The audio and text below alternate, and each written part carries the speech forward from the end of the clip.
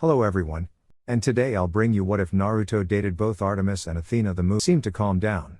But she could tell that he wasn't. She had an uncanny ability to tell if a person was dark. She didn't know why, but it was like she could sense emotions but not things like happiness, more like bad things, albeit she had no control of it. She was so wrapped up in figuring Luke's newfound darkness that was beginning to latch to him, she didn't notice what was going on around them. However, Annabeth did. She had learned a bit from her past encounter. She made a note of it to stay constantly alert. She was still beginning to do it, so she wasn't the best at it. But when she finally realized what was going on, she said it in the most cliché way possible. "It's too quiet," she said. Suki would have laughed at that if she hadn't noticed the same thing shortly after. Talia cursed out loud and Luke cringed, realizing that his emotional outburst might have gotten them killed. And worse, her father wasn't there. A bunch of monsters appeared, in all shapes and sizes. Some just crazy looking, some had animal body parts and some looked like birds. Sweat fell from her forehead as she looked around. It wasn't looking good at all. It wasn't until one of the birds attempted to claw Luke's tear-soaked eyes that she threw the knife, which struck the bird between its eyes. "Nice shot." Talia grunted as quietly as possible. "Yeah, Dad taught me to throw them," she said as she retrieved the knife. "Huh. That's pretty cool actually," Talia murmured. "This is not the time to praise Dad for being awesome." Annabeth cut in. Each one drawing their own weapon, Annabeth wielding the dagger that Luke gave her, got into their fighting stances, which were nothing but sticking their weapons out, got ready for whatever would happen. Unfortunately, all the monsters bellowed, causing Suki and Annabeth to fall on their behind. While they may be brave, they had just come to a realization that their death was fast approaching. As they fell, both daggers struck the floor, causing Suki's knife to light up briefly.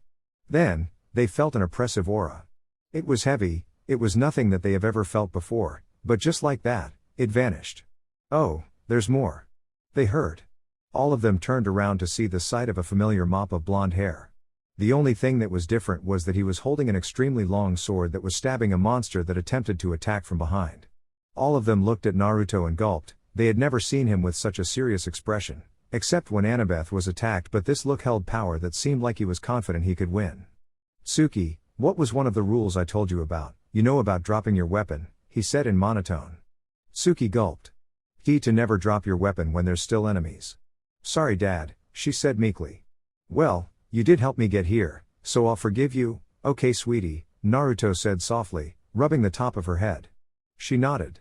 "Looks like you guys got into a lot of trouble this time," he said, whistling at the amount of monsters. "I get the feeling this is your fault Dad," Annabeth snapped. Naruto's sweat dropped. It might be true. His daughter had incredible insight at these kinds of things. "You're probably right dear," he said. He really had to decide what to do next. On one hand he could take care of themselves, and on the other, he needed them to learn that their actions have consequence. He sighed. He needed them to face danger in order to grow, because if being a demigod was anything like being a ninja, they would never be completely safe. There was only one thing to do. He looked at Talia. She had a lot of potential, and if he was right with her electricity control, then it might be possible to utilize his lightning element jutsu with hers. "Hey, Talia, have you ever seen the movie Star Wars?" he asked. There were monsters everywhere. Luke wondered what the hell Naruto was doing because he was reaching for a piece of paper. He called Talia over, and he asked her a question. "Yeah, why?" She responded. "How do you feel about becoming a Jedi?" he asked. He pulled out a hilt from the paper. How did he even do that? He placed it in Talia's hands and it instantly grew a blade of freaking lightning. That was so badass. "Holy, what the hell is this?" she screamed. She was more amazed than shocked. Who wouldn't? She had a freaking lightsaber in her hands. "That, my dear girl, is called Raijin no Ken. Otherwise known as the Sword of the Thunder God," he said, epically. Annabeth chipped in. "Forget what I said before, Dad is awesome." Talia was convinced. Naruto was the best dad ever. Wait, they were technically related through the grapevine as some distant uncle. So let me rephrase that. Naruto was the best uncle ever. "Okay, since I know you guys won't be able to handle them all, I'll get rid of most of them. You guys pick off the small ones. Suki, Annabeth, you two are in no condition to fight, you have only 2 daggers and nothing else. You stay behind everyone and if necessary run distractions. I won't forgive you if any of you die. Got it?" Naruto yelled, getting nods from them. "Dad, after this promise you'll train us," Annabeth said. Suki nodded. "I was going to wait a year or two, but I guess I got no choice." "I promise," he said, getting his infamous smile from him. Just as Naruto prepared to pull out his scroll full of Hiraishin kunai, he felt a presence. A lot of presences actually. They were all immortal or semi-immortal by the feel of it except for one. He had already gotten a grasp of how the god's aura or power felt, so he could pinpoint any gods if they let their presence be felt. "Wait a bit everyone, we have company," Naruto said, gaining everyone's attention. Just as they were about to ask what he was talking about, an arrow shot from the forest nearby, felling a monster. Then more and more arrows came out, piercing and killing all the monsters and turning them into gold dust. Not bad," Naruto commented. "What just happened?" Luke said out loud. Talia was a bit angry that she didn't get to use her new lightsaber. It was so badass. Naruto ignored his question and faced the forest. "You know, I sort of figured we'd meet again like this." "Is that weird?" Naruto said out loud. "Not really. I thought the same." As they heard the voice, figures started coming out of the forest. What was strange is that they were all young, not young as in young adult, like literally just breaking their double-digit birthdays. Most of them were scowling at him and at Luke. He felt a tug on his pants. "Hey Dad, who are they?" He looked down and saw Tsuki. "Oh, the chances. Those are the hunters. Basically it's a group of young girls that pledge their loyalty to the goddess Artemis and they are bound to her.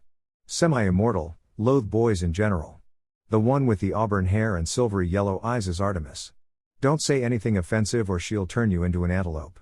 Naruto quickly summarized, earning a rather audible gulp from Luke, while Talia looked interested and Annabeth slightly.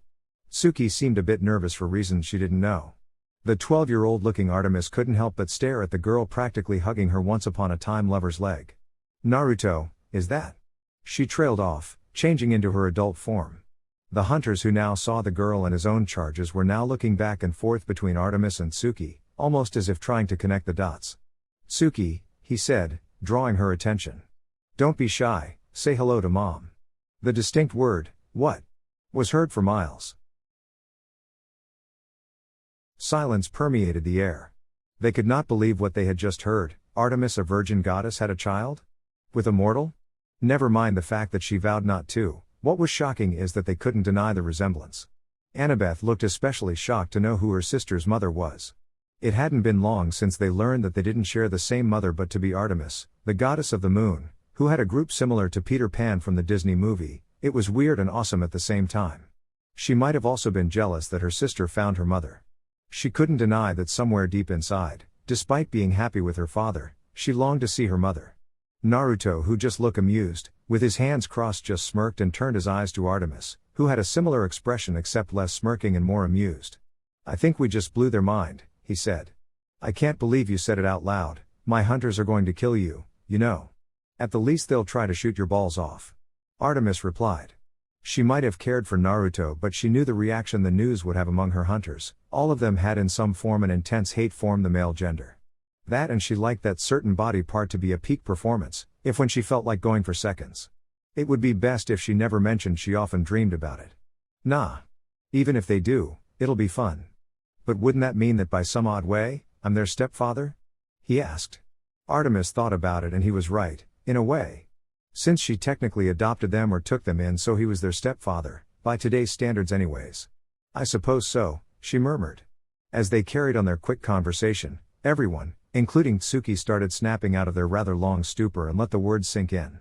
Sudden cries of outrage resonated from the hunter side of the group, while a bewildered group that was Naruto's was getting the implications of what was happening. Except Tsuki, she was confused whether or not what to do right now. Her mother was standing in front of her. Should she, like many other movies, suddenly run up to her so-called mother, have pick her up and then say "I'm sorry" over and over again, or should she just stick with her dad and see what happens? She was damn too young for this shit. She decided, worry about it later and hope her father can solve it. She knew that she was relying on her dad too much at this point, but she was still 7, she wanted to enjoy it. Because if her dad's training on throwing knives was any hint, it would be tough. There was an overall cry of outrage coming from the hunters. Artemis could honestly say she understood. She was supposed to be under oath not to have children after all. She looked towards Naruto in a silent question, to which he responded with a nod. She smiled, thanking him for letting her tell them. Naruto knew what he was doing, or at least she hoped. Sure, he could deal with some of them, but she doubted he could take on a small platoon of semi-immortal young girls. That, however, would be a pedophile's wet dream. Or rather Orochimaru's wet dream. If they were boys, that is. Ah. I bet Orochimaru would love to be Peter Pan. Naruto thought. Alright, one at a time now. I swear, sometimes you girls act as hormone-driven as schoolgirls in their teens sometimes. Now Zoe, summarize what you want to ask. Artemis pointed at her lieutenant. Zoe, who had been rather vocal with her protest, calmed down her sisters and tried to calm herself down. No reason to go crazy, she thought. It could be solved by talking calmly. Lady Artemis, can you please tell us if that child is really your daughter? If so, then when? What's her name? How old is she? Who's her father so we can kill him? And can I hug her? She said rapidly, trying to look as innocent as possible. Artemis' smile twitched a bit hearing what Zoe said, while Naruto, who didn't have her self-control, laughed out at the antics of his apparent stepdaughters. Let's see. Yes, that child is my daughter. She was born 7 years ago and her name is Tsuki. No, you cannot hug her yet. I get my turn first and her father is right next to me, she said. Naruto, ignoring the sudden spontaneous degree of all-around feminine hate on him, just smiled and waved at the young girls. Sure, they were deadly and should not be underestimated. He should know he took out full-grown adults at their age. That didn't stop them from being cute. Who are you? One of them asked rudely. Naruto had a sweat dropped, that reminded him a lot of Ino's personality. Glad you ask. Suddenly the area vanished and went dark, thanks to Naruto's most favorite Jinjutsu, bringer of darkness technique, and set everything to darkness. Suddenly the dark vanished at one point and showed Naruto, with his hand pointed forward, opening with a weird pose. Artemis was shaking her head, highly amused, while everyone was thrown off. I am the son of the fastest man and the wildest woman to walk the land of fire. Student of the one-eyed thunder Cyclops, apprentice to Toad, sage of Mount Myaboku, and tested against the second coming of a god, Pain. I am the valiant Uzumaki Naruto Tbayo, Naruto cried out as cherry blossoms floated everywhere, with a cherry blossom tree right behind him. Tsuki looked amazed and couldn't stop clapping. That was awesome. Go Dad Tbayo, she cried out. Annabeth couldn't help but be embarrassed by her dad. Why did her dad have to act so goofy sometimes? Sure, she loved it when he did it in private, but in front of everyone, and a goddess no less. If she wasn't sure that her dad was a bit touched in the head at times, she would say that her dad was a brave man to do it. But she secretly enjoyed it when she saw everyone's reactions. Luke and Talia had to admit, while it was silly and hilarious, it helped get a bit of insight into the blonde father. A thunder-wielding Cyclops though? A sage? And a god? The guys just kept getting more interesting. The hunters couldn't decide whether that introduction was the most stupidest thing they have seen or the most spontaneously but well put on introduction. They were still going to shoot his balls off, no doubt, but there had to be credit where credit is due. Still, if what he said was true, then might as well test him. No one knew who did it, but with some sort of sibling silent communication that was perfected with years or immortal life, Ness. Everyone knew what was going to happen. An arrow was shot and heading towards Naruto, more precisely his face. Time seemed to slow down for everyone as the arrow seemed to land as Naruto's face was thrown backwards. In an almost Matrix-like bend, Naruto's face as well as his upper body seemed to bend on itself. Suddenly his head snapped back up, and he was grinning. Why?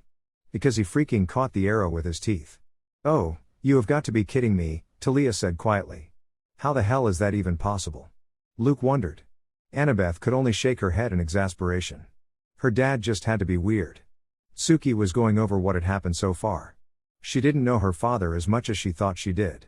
What happened to the caring, gentle, and dedicated man that she was proud to call her father? Right now he was acting rather goofy, a whole lot more playful with banter, and he seemed to be dedicated to just general debauchery wherever he seemed to go. It got her wondering how well she actually knew her dad. Annabeth was having similar thoughts. Artemis could honestly say she really wanted to beat his face in right now. She respected him and was rather fond of him. She admitted that at least. But when she saw that arrow coming, it scared her honestly. She of course knew that something was going to happen, but seeing what looked like an actual hit, her heart wouldn't stop pounding.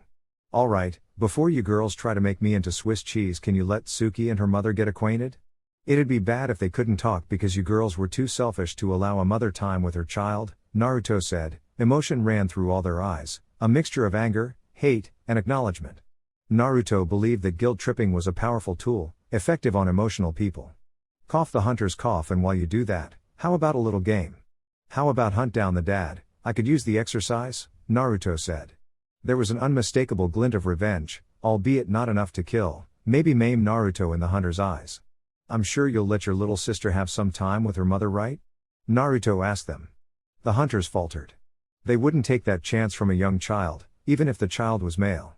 All mothers cared about their children, and knowing that it was their goddess's first child, they wondered how Artemis felt. She must have wanted to run to her child as soon as she saw her. The hunters nodded. "All right," Naruto said, before pulling a scroll out. Unfolding the scroll, it showed that there were 7 different seals, each with its own different writing.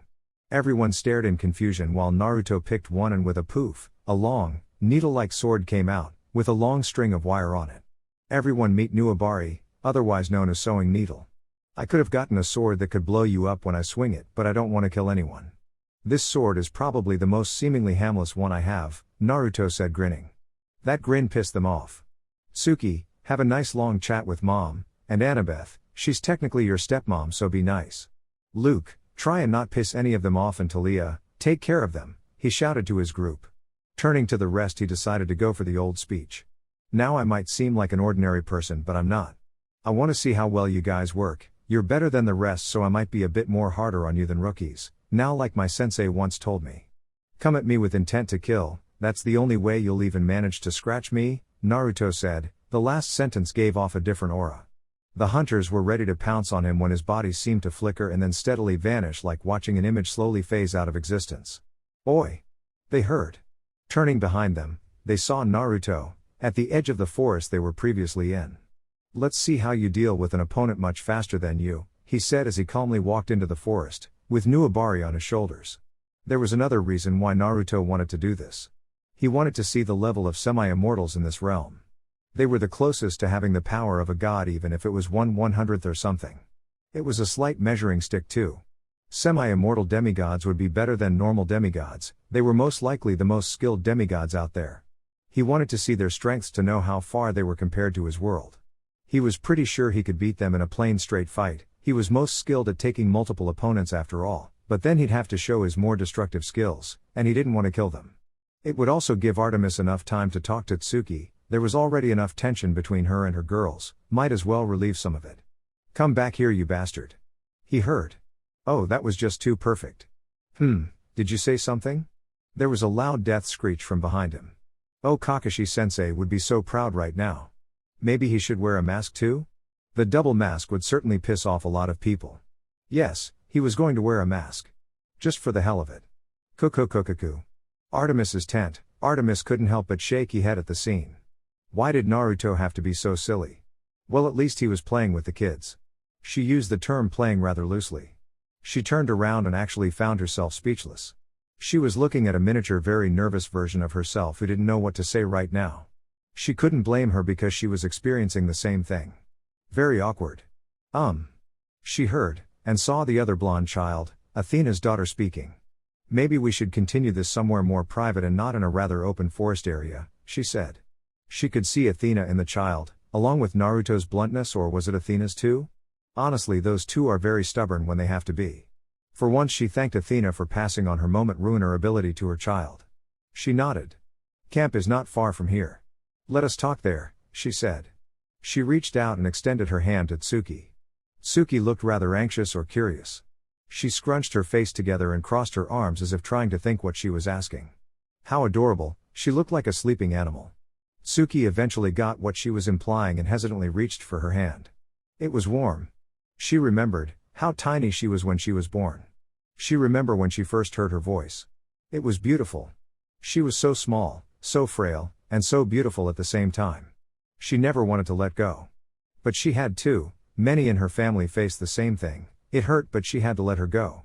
She was, somewhere in her heart, afraid to leave her in Naruto's care. She was afraid she would get hurt.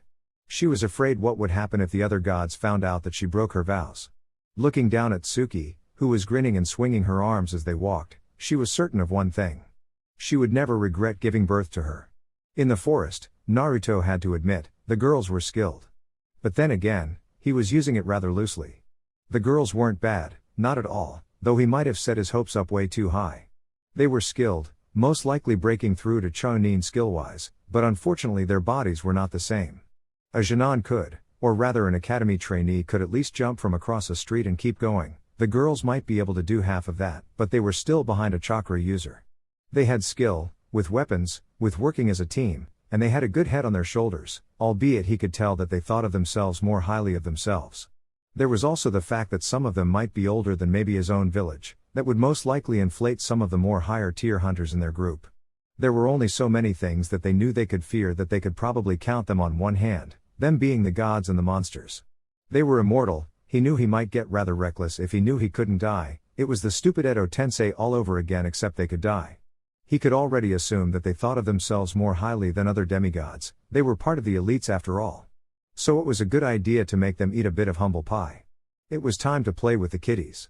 Kirigakure no Jutsu. He might not be as good as the silent killing style like Zabusa, but he could sure as hell knew how to intimidate someone. Artemis's tent. Artemis was for one of the very few times since, ever no idea what to say. Sure, her daughter was right in front of her, sure she was her flesh and blood, sure she looked a lot like her. It was almost impossible to not be able to who her parents were, but that is what made it worse. What do you tell a child that you pretty much abandoned?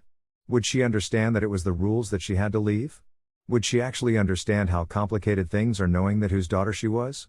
How can she tell a child who's 7 that her very existence would be complicated? But no, she didn't ask that. The first thing she asked was, "How did you and Dad meet?" She said. That was a stab in her own heart. While she was happy she didn't seem to care if she left her, it was the fact that she didn't care that upset her. She seemed to be more interested in knowing how she met her father. That fact stung. Suki, however, was wondering how in the world her father landed a goddess with a vow to remain a maiden at that. Yes, her father was one of the most amazing people in a rather short list of people she knew, but to get a goddess? She wondered if her father did something heroic in the past. She really needed to ask about his past too. It wasn't that she didn't care for her newly revealed mother, honestly she wanted to run up to her and hug her and never let go, but there were too many questions. Then there was the fact of how dare she leave her father. She would have yelled that to the heavens if Annabeth didn't keep jabbing her ribs from doing something stupid. Thank God for annoyingly smart siblings. Annoying they may be, but they can save your ass. Artemis finally found her voice and started talking. Well, when I first ran into your father, he was in the woods hunting. I think he was camping in the middle of nowhere, she said, not wanting to let her daughter know that her father almost shot her with an arrow. When I saw him, he had a bow and arrow aimed straight at me, thinking I was an animal. After that we talked for a bit and well, we didn't see eye to eye, she said, looking a bit embarrassed. And then? Suki asked. Artemis watched as all the other 3 also paid rapt attention to her. We fought, she said plainly. Fought? Annabeth asked out loud, her father actually fighting? Sure, he was fighting earlier, but that was against monsters. That's only natural, but an actual fight against a person, God.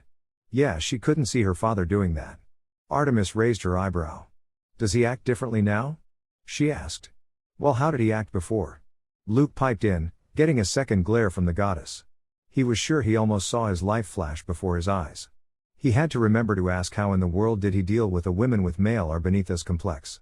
Artemis wondered for a bit, but the words seemed to slip past her.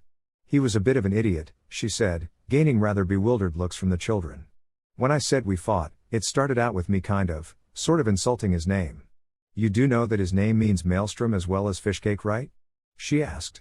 It got a snort from Zeus's daughter. I am so going to make fun of this later on. Artemis smiled slightly, and shook her head. Small vengeances were great. Anyways, he still did not know that I was a goddess and insulted me because of the lack of originality for my name. He said that it was a bit obnoxious of my parents naming me after a goddess, she said. Annabeth and Suki let out a smile in mirth. They were both thinking the same thing. Anyways, we eventually fought and it became a competition. We challenged each other for about a week before we called it quits and that we needed to go back to our lives, she said. But why were you there in the first place?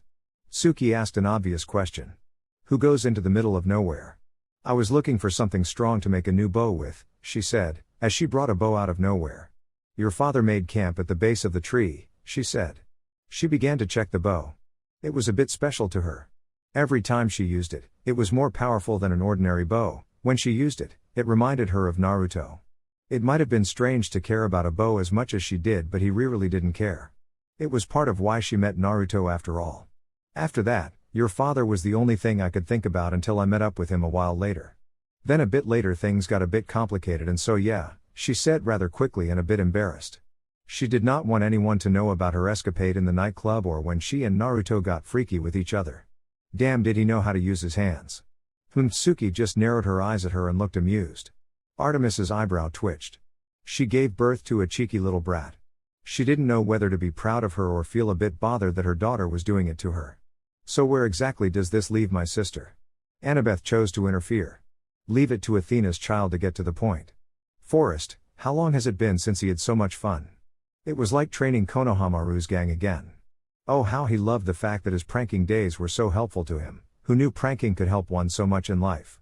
It was also funny to see seething, almost foaming girls tied up to a tree when he bound them with his new abari. Of course, he had to do it discreetly because there were so many of them, but the misty terrain helped.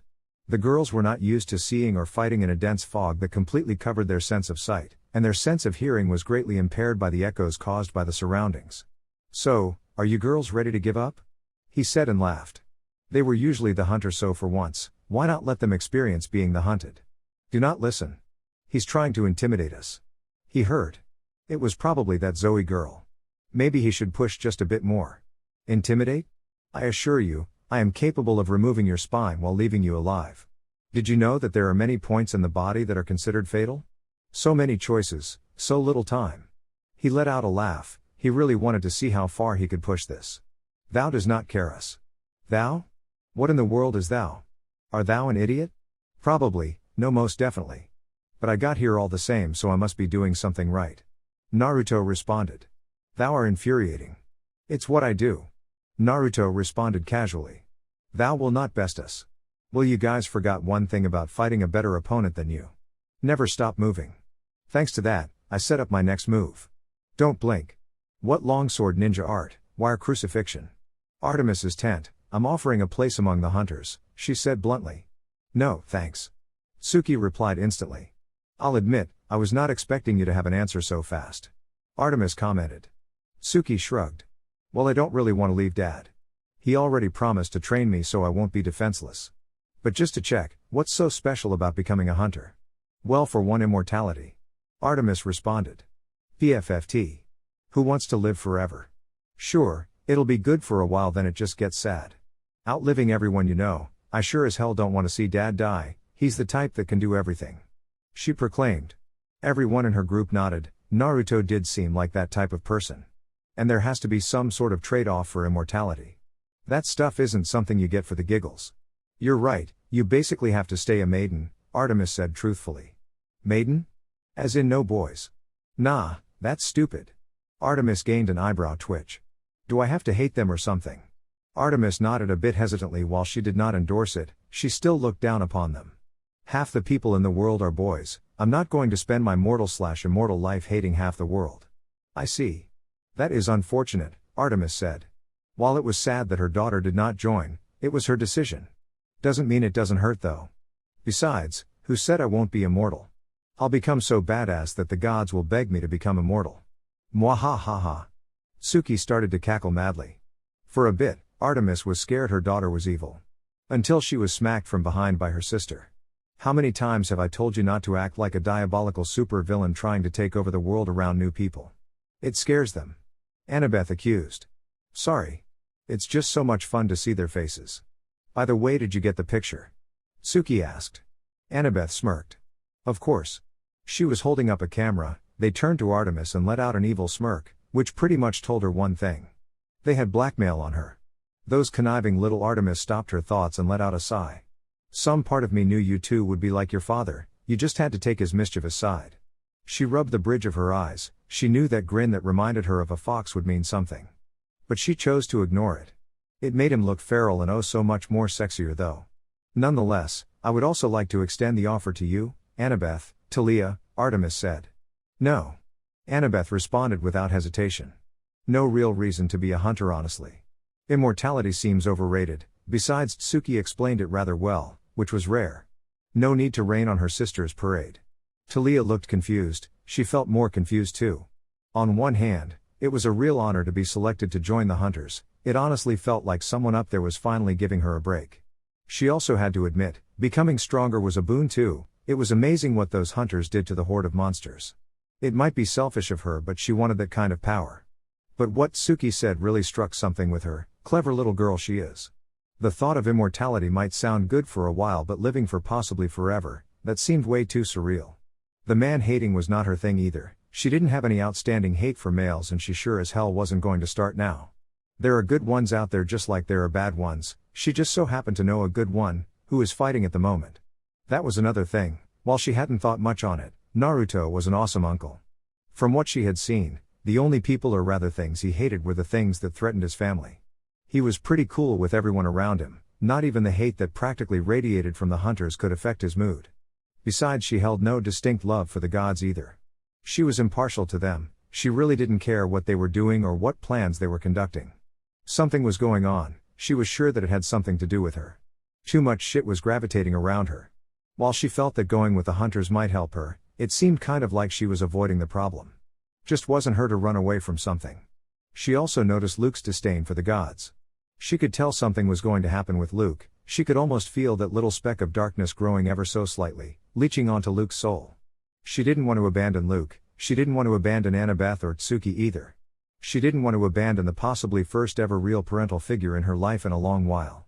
I'm sorry, but I feel like I have something to do, and being a hunter, I would lose that chance, Talia said. Do not worry about it. Artemis shook her head. The prospect of losing 3 candidates for her group was a bit of a disappointment, but it wouldn't have been the first time someone said no. She respected their decision. So, what's next? Luke interrupted. He was frightened a bit when he heard Artemis's offer. In his mind the goddess was stealing his friends. While he could not blame Talia for wanting to join them, it would have still pissed him off if she did. Mad at the position, not the person. I suppose our little chat has ended. We should go outside and see what the girls have done to your father. Artemis looked at Annabeth and Tsuki, who laughed nervously. Their dad wouldn't use his newly revealed powers to severely hurt a bunch of young girls, would he?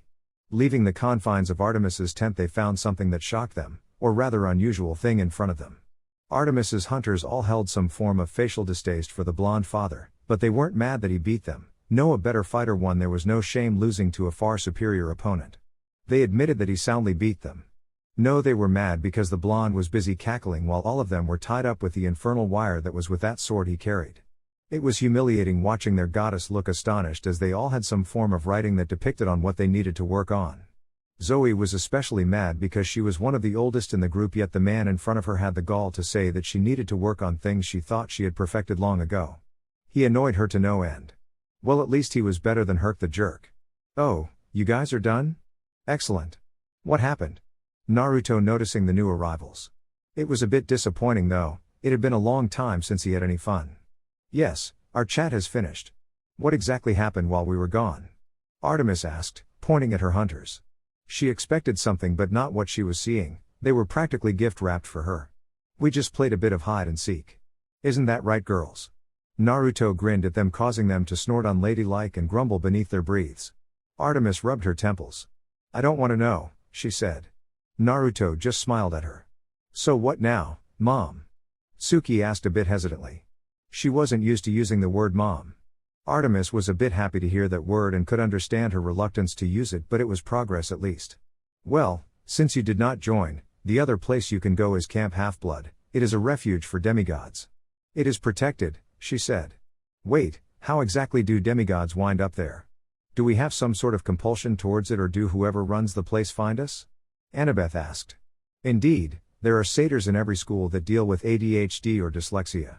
Just find a satyr and they will lead you to the camp. Artemis explained. Why can't you guys take us? Naruto said. We are busy. Going around the country is not easy, you know. Some of them attack cities, some of them are strong enough to destroy towns if left unchecked, she said. Point. Good luck with everything, Naruto said. Naruto and his group started gathering their belongings and acquired celestial bronze weapons from the hunters courtesy from Artemis. Talia had her spear and shield, Luke had his sword, Annabeth had daggers, and Tsuki had a bow and arrows with a short dagger on the side. She practiced a bit and could at least aim at a general direction. Naruto had to give her a few more pointers later on. Artemis and her group gathered to say goodbye to Tsuki, Annabeth, and Talia. They were nice enough to give them a forced smile, as they were not happy that they refused to join, especially Tsuki, but didn't comment on it. Zoe was a bit bitter though. Thanks for the help, Arte, Naruto said, grinning. He got slapped in the back of the head. No nicknames. Artemis replied. TCH. Such a killjoy. What about Moon Girl? No. Hunter women? No way. Archer maniac? Now you're insulting me. What about Tsuki's mother? That is fine, she said, looking away. Naruto grinned. She was still embarrassed about that. Who knew that the great hunter Artemis was prone to being a tsundere? Swiftly he kissed her cheek and started running the opposite way. Until next time, Okaa-san, Naruto said, emphasizing on his last word. Artemis stood stiffly for a second before going back to her tent and coming out with a bow and arrows. "Oh, Oto-san, come back. I have a little present for you," she said sweetly. It caused everyone a shiver in their spine. Artemis darted toward the direction where Naruto went. Everyone stood quietly before Luke chose to speak up. "You don't think that that's their way of flirting with each other, do you?" he said. No response. Suki, however, was grinning. Just before her mother entered her tent, she saw a rather healthy blush emerge from her cheeks, and just before she left to give him her present she could have sworn she saw a small smile. Her parents might not be in love or anything, but they had something there. Duty kept her mother away from her and her father wanted to keep things cheery. Their relationship was a weird one, but somehow it worked. Her mother needed to relax, too stiff for her liking honestly. "Well, better make sure Mom doesn't kill Dad. Bye everyone." Suki waved at the hunters and presumably her sisters. That was still weird for her. Annabeth caught up to her and they started chasing after their father with Talia and Luke behind them. She might have enjoyed being with her mother, but leaving her father and sister was not an option. Her sister was always with her and maybe in time they would split up, but for now she just wanted to be with them.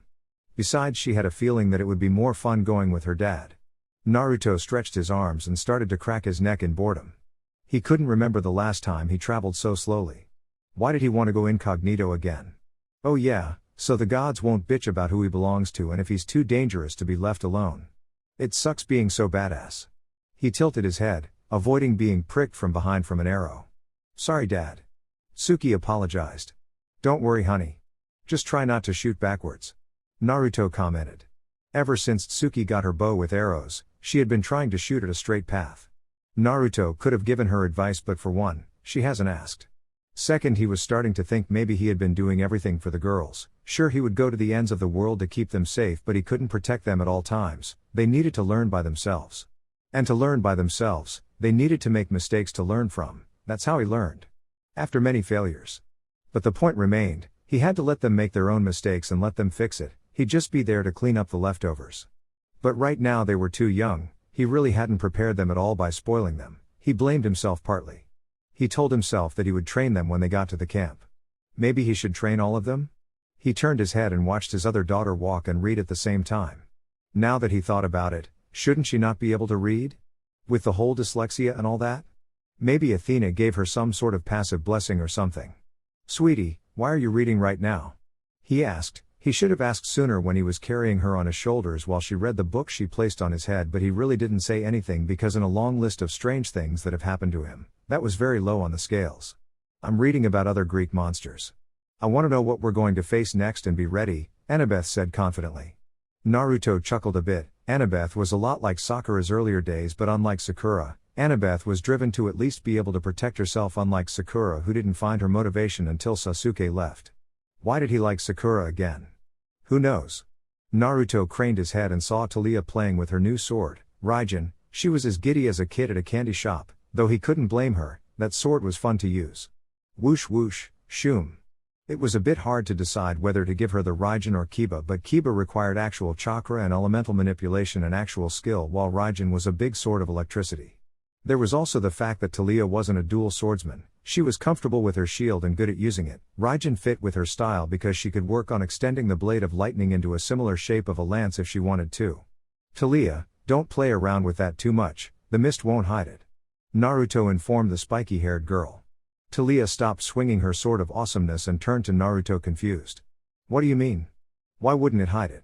It hides other weapons." She had assumed that the mist automatically hid celestial bronze items. Was it an exception? Because it's not celestial bronze, or a god weapon. It's human forged, Naruto said. Granted, he did not know exactly how it was made, but it involved a damn good amount of super advanced seals with co-partnership with some very skilled blacksmith. "Human made," she yelled, eyeing her new sword like everyone else that heard the revelation. "Since when were humans able to make a sword of bloody lightning?" "Well, it's not exactly used by regular people. It's a ninja weapon," he said nonchalantly. He might as well let that information slide. It would make explaining he was from another universe a bit less of a pain. "A ninja? How in the world do you have a ninja weapon, Dad?" Annabeth yelled. What did her father do for a living? Who would need a stupid ninja weapon for a job? Isn't it obvious, honey? What kind of person has ninja weapons? He emphasized. Luke had stars in his eyes. You're a ninja. Oh, Luke was going into a bliss-induced coma. Ninjas existed. That was like one of the dreams for any young kid to be. He had an actual ninja right next to him. How badass is that? Yay! What are you going to teach us, Dad? Are you going to teach us how to run fast? Run up trees? Breath fire? How about laser? Ninjas must have lasers, right? Suki cried out excitedly. Her dad was a ninja. How much more awesome could her dad get?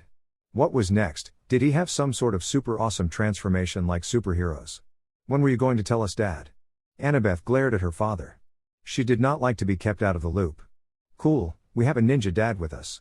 And I have a ninja sword, Talia cried out. She wasn't really surprised, she knew it was something like that, but still, a ninja. I can do many things, Tsuki, unfortunately you can't learn a lot of it because of your god blood. I was planning on telling you two as soon as you two decided to start training, and yes, I am a ninja. A retired ninja, but a ninja nonetheless. Naruto answered. When did you become a ninja? Luke said excitedly, who wouldn't be excited?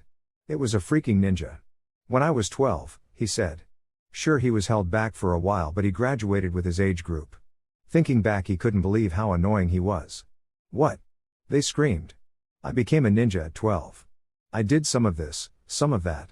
Fought, kicked major ass, and then I retired, he said. He really did not want to go through his life story right now, maybe later but not now, who knows who was watching. Are you going to tell us later? Suki said/pleaded. Sure. Great. Come on, kids. We're almost in New York. Once we get there I'll take out some money to buy another car and get to camp, Naruto said. When Artemis finished trying to turn him into a pin cushion, she told him where the camp was located. It wasn't far from their current location anyways, but it was a ways away by civilian standard if they walked. She also informed him that she would send the hunters on occasion to check on Tsuki and by extension Annabeth, since Tsuki considered her a sister. She had a gleam in her eye, showed her mischievous side. Naruto laughed, he was corrupting the gods. Cue mental evil laugh. Naruto for his part was a little anxious to get to the camp. He really wasn't sure what to expect. Should he expect things like log cabins or should he expect actual houses? Was there electricity or internet there, or was it just Spartan style and do what you have to survive? He really hoped there wasn't anything major like a god being a counselor or anything. The last thing he needed was a god, a major one at that, knowing of his existence. But knowing his luck, it was bound to happen sooner or later. New York, the streets were full of people, coming and going. Their pace was fast and none looked eager to have a civil conversation, as many wore a stern look in their face. The roads were full of cars, honking their horns and moving at a slow rate. The sounds of constant chattering, machinery and the occasional animal could be heard from everywhere. Buildings stacked up afar and high as the eye could see, each with their own sign, often repeated a few blocks down. The gleaming lights of advertisements hung in almost every corner, advertising something new or something in style. Naruto found it too small. New York was not his place, he decided. While there were places that were calm for New York, there was simply too many people. Naruto liked the open spaces with lots of trees, probably because they reminded him of Konoha, but despite that, New York was too polluted for him. From the very sliver of nature he could feel around the place, it was minuscule. However, he could sense that there was something about the place, a feeling that the gods were involved with the city. He really did not want to find out what things the gods were doing or what they kept hidden, too soon for him. He knew his luck somehow always ended up turning a casual walk through a park could lead to some sort of diabolical plot to overtake someone in power or something. It had happened before after all. Tsuki and Annabeth were enjoying the sights, they were still kids after all the glittering lights and colors fascinate them to no end. Granted, Annabeth was eyeing the Empire State Building while Tsuki had every single candy store that they passed. The girl had a serious sweet tooth. Luke and Talia were vigilant. He guessed they either weren't too comfortable in a crowded place or maybe every city they visited something went wrong and turned into a shit storm. It was probably his paranoid side talking, but he was never one to doubt his gut feelings. At the moment they were in Grand Central and Tsuki was pointing at a candy shop and she was asking, pleading, to get some candy. Naruto relented. There was no way to win that kind of battle and he had no reason to start denying his daughter of what could very well be her last candy source for a good while. The place was full to say the least. Employees were wearing red or blue uniforms, all of them busy doing various things from lifting boxes to assorting candy. He let out a rather loud grunt. He was starting to feel the stress accumulating. Watching all the kids running around the store reminded him of the good old days, the days when he just bummed around the village when not taking missions. In hindsight, it was rather stupid to let kids fight at the age of 12. He couldn't imagine letting Talia fight Ichibi, yet he did it himself. That was a scary thought. He could get where the knuckle-headed title came from. Despite adults hating him, he was still a child, and naturally it would remind them of their own.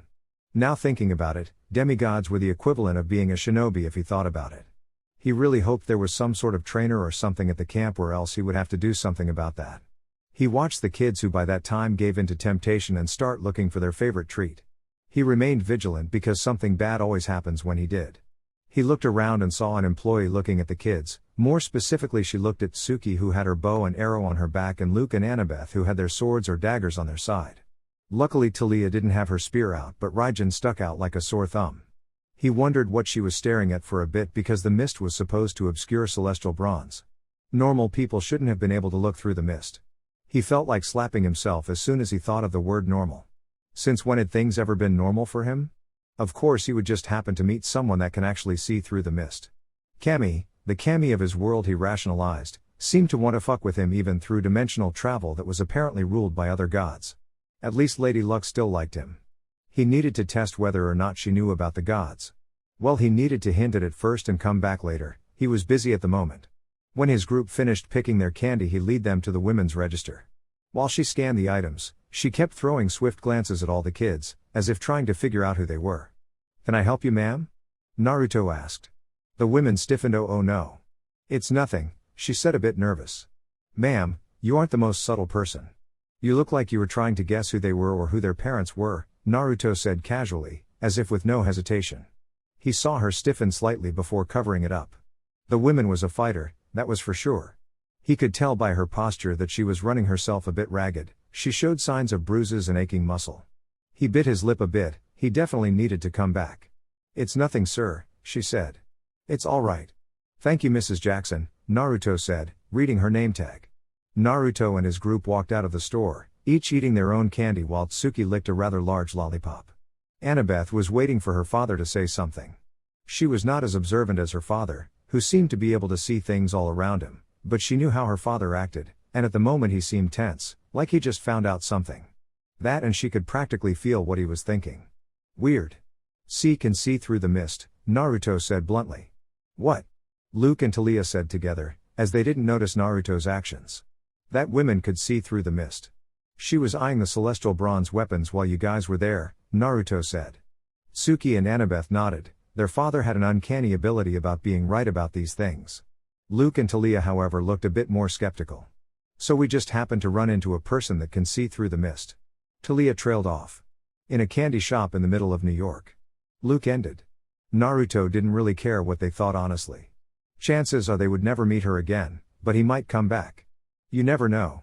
"A few days ago, you wouldn't have thought ninjas existed, right?" Naruto questioned. Both of them looked a bit embarrassed while Annabeth stifled her chuckles while Tsuki wasn't as tact. She was so busy laughing she failed to see that she ran into someone. Both of them fell as Tsuki landed on her behind, dropping her big lollipop, while the stranger wore a rather baggy coat dropped rather crudely on the floor, his crutches landing with a loud noise.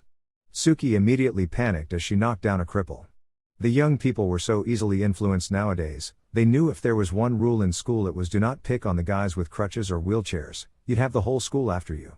Tsuki immediately went to help the stranger, rapidly apologizing and sticking her hand out to help the stranger. "Sorry, sir. Are you all right?" she asked.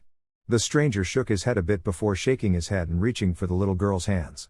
He watched as the blonde girl bowed and apologized various times in what seemed to be 2 or 3 different languages. I'm all right, don't worry about it," he said. "I'm sorry, sir, I wasn't watching where I was. Are those horns on your head?" she asked. His heart throbbed hard. "What?" Oh, he couldn't believe his luck. "Those are horns." The stranger turned his head and saw a wraith big guy looking at his head, as he stood taller than him. He saw the other 3 children with him also looking at his head in amazement. Oh, now things went from lucky to unbelievable. "You can see them?" he asked, wanting to make sure. They all nodded.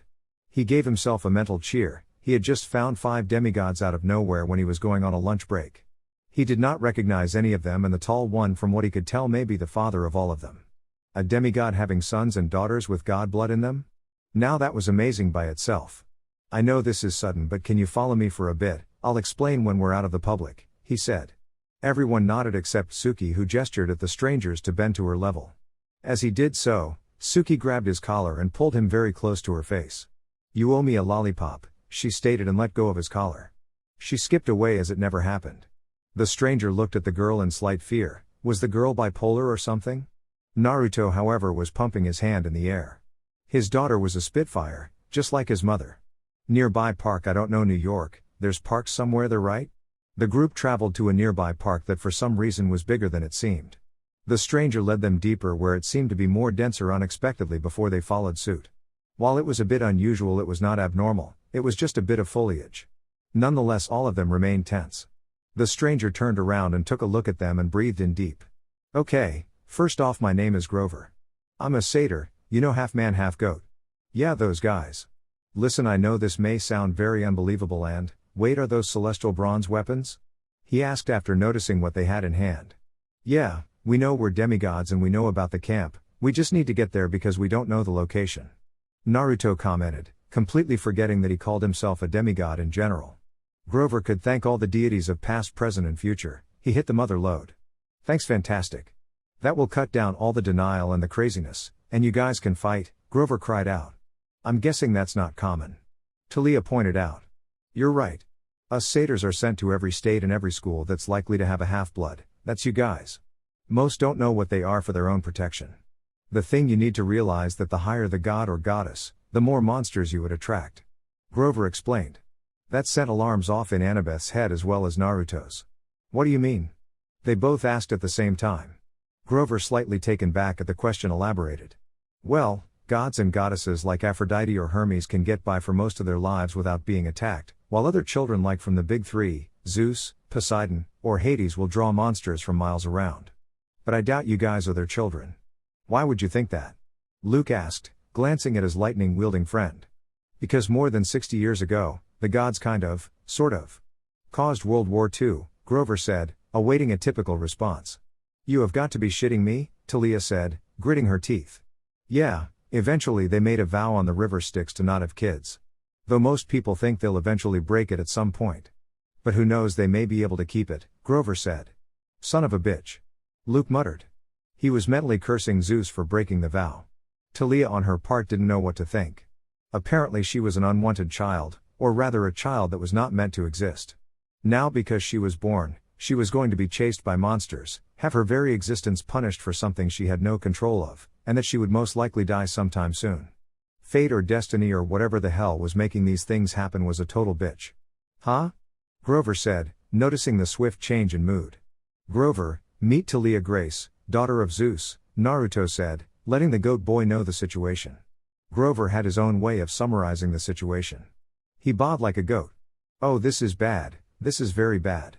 Grover paced around, totally forgetting his crutches and abandoning his pants to free his legs in worry. "Oh, I'm not ready for this, a child of the big three, this is bad, this is very, very bad," Grover continued to discourage himself. "Wow, he got depressed fast," Suki commented. "Suki, I don't think you realize the seriousness of what's happening," Annabeth said. "So?" Suki awaited the answer. "Basically, Zeus made a vow that he wouldn't have children, but he did.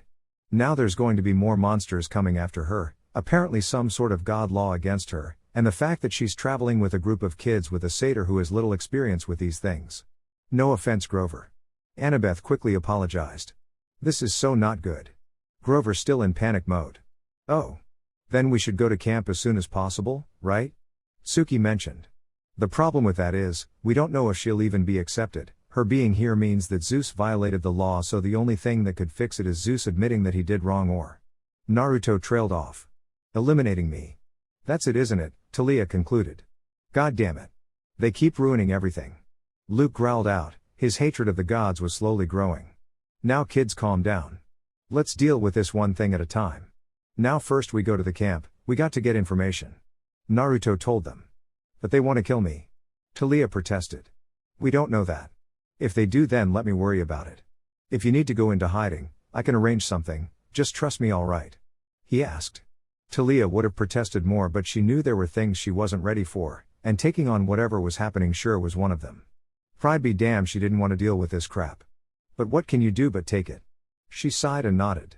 If it was a week ago, she doubted she would trust anyone as much as she trusted Naruto, but he already saved their lives a couple of times and was willing to do more, It was kind of hard to treat a guy like Naruto with disdain for very long.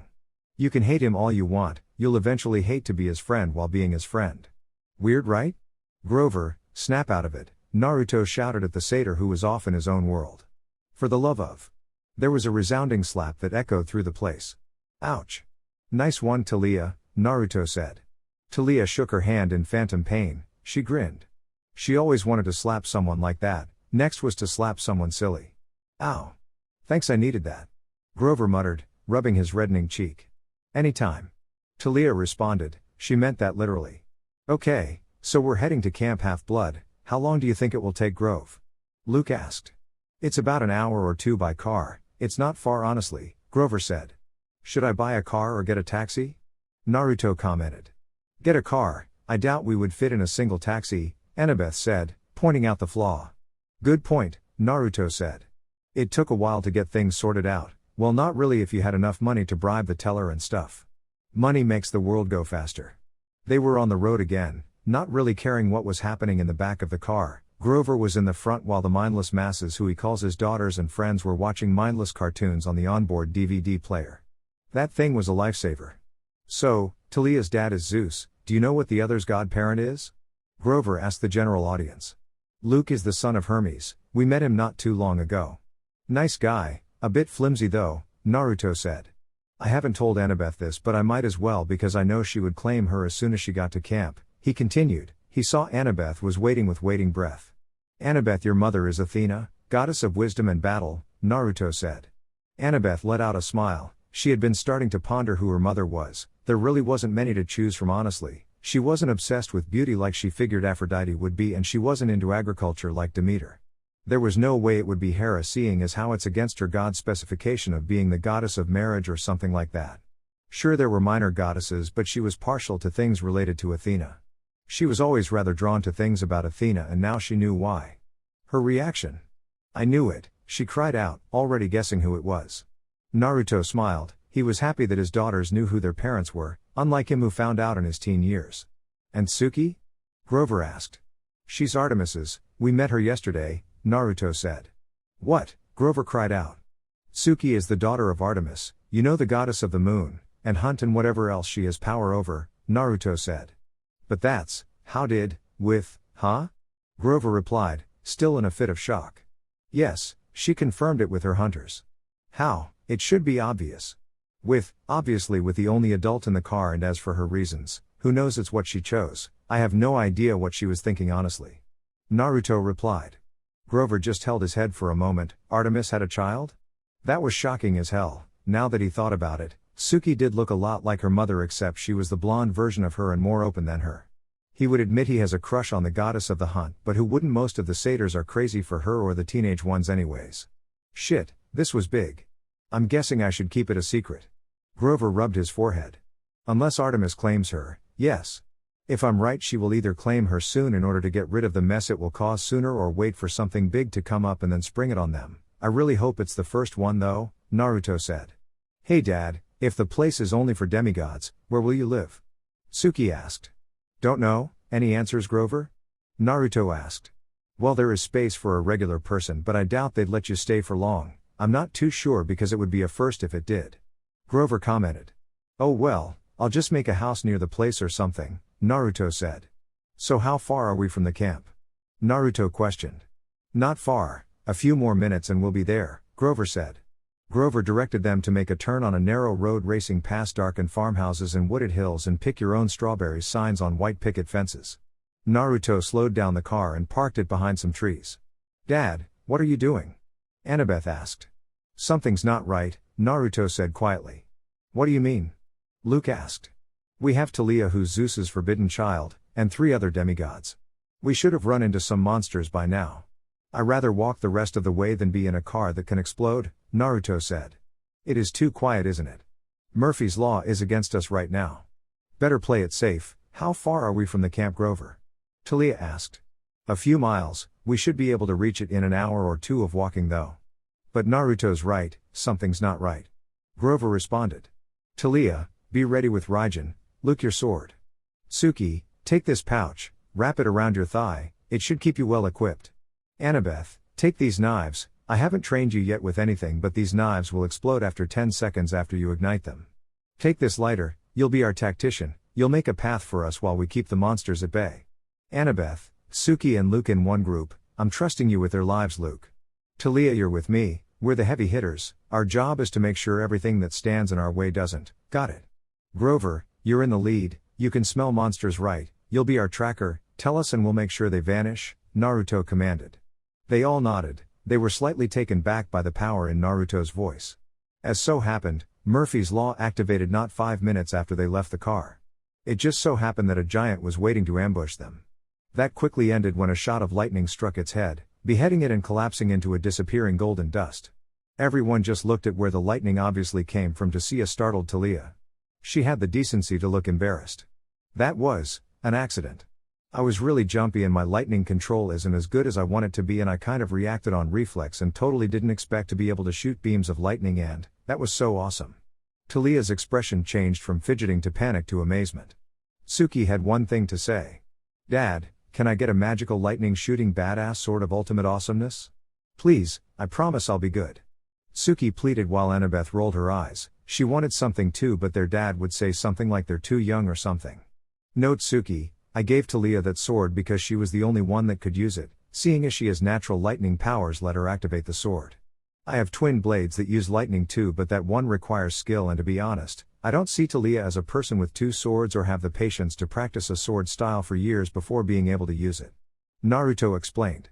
Talia just shrugged off the unintentional insult. The guy gave her a sword of freaking lightning, she sure wasn't going to make a smart-ass comment unless it was unavoidable. Grover, pay attention, Suki yelled at the satyr. He was already nervous enough around her, now it was basically adding fuel to the fire. Yes ma'am, Grover said, while Suki looked confused. As they kept walking, all of them could feel the feeling of dread washing over them. They could feel something bad in the air. Just as they did, they heard growling. Turning toward the direction, they spotted grotesque-looking canines, dead-looking bodies covered in blood, patches of black fur and a rather feral look in their eyes. Are those? Talia pointing at them. Hellhounds, looks like Hades found out about Zeus's little secret. Naruto commented. This is bad, we better get to the camp fast, no doubt it will attract all kinds of monsters. The gods know that Zeus broke the law and Hades is furious, and with the vow they made on the river Styx, Zeus won't be able to do anything. Grover muttered in fear. They were so close. In other words, shit just hit the fan, Luke said. Pretty much, Suki said. Fan-fucking-tastic. Talia swore. Talia. Naruto chastised. Yeah, I know. Talia grumbled.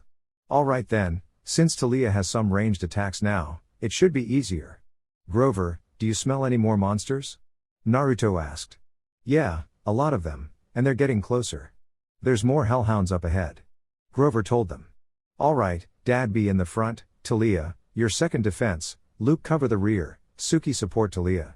Grover the center, we'll be relying on your senses to see what we can't. Move, Annabeth commanded. It slightly surprised everyone, but they ignored it, thinking that it was in her blood. Naruto however was proud of his little girl. He was never the type to think things through, the only times he hid was through sheer dumb luck and his intelligence shining through. When the Yondaime sealed the yang side of the Kyuubi in him, it severely reduced the amount of yin that affected him. It wasn't that he was stupid, but it was the fact that he couldn't bring himself to really hate a person and plot their demise. Both yin and yang was required, he needed his darker thoughts to influence his thinking. His yin side still had an influence in him, but the lack of it allowed the Kurama to exploit it when he used his chakra. Though he learned that after the yin side was recovered, he could never recover from the stigma of being called the Dobi. It was infuriating honestly. He saved the world and his friends still referred to him as a Dobi, even if it was through a joke. Besides, he was never one for discipline. Who wants a pole in their ass? By the way, there was no way he would let his daughter be one of those people. To see his daughter taking charge at such a young age, it brought joy to his heart that he gave birth to such a girl. He was sure that his mother and father would be puffing their chest with pride to learn how their grandkids were developing. That or they would smack him for letting it happen. Old people love their grandkids, go figure. As they charged forward, a hellhound ran towards them at an impressive speed. Quickly unsealing Kusanagi, he waited for the dog to get closer, and when it was too close to dodge, he extended the sword, splitting it in half. The rest chose not to comment on the extendo sword and kept moving. Luke killed some burrowing monsters that Naruto didn't get a good look at. Luke swung his sword, parrying the claws that attempted to rip his flesh. Quickly forcing it into the air, he slashed the monsters while they were unprotected. Taliah started picking off the monsters that got through Naruto. Them being overwhelmed was not much of a problem because Naruto took care of most of them and let the rather less harmful ones go and have Taliah take care of them. Bashing the approaching monster with her aegis, she quickly decapitated the monster before ducking and rolling away from a hellhound that Grover warned her in time for. Taliah used her new lightning laser attack, which she still hadn't decided to what to name it, to electrocute the dog. Suki was covering the long range, picking off the monsters more far away with the bow that was given to her by her mother. She occasionally switched to her knives, being more familiar with them. Annabeth was observing and throwing those explosive knives at the more taller monsters, blowing off limbs and heads. "How much farther, Grover?" she cried out. "Less than a mile. We should be really close now." "Great, just a little bit, oh shit." Suki swore for the first time in her life.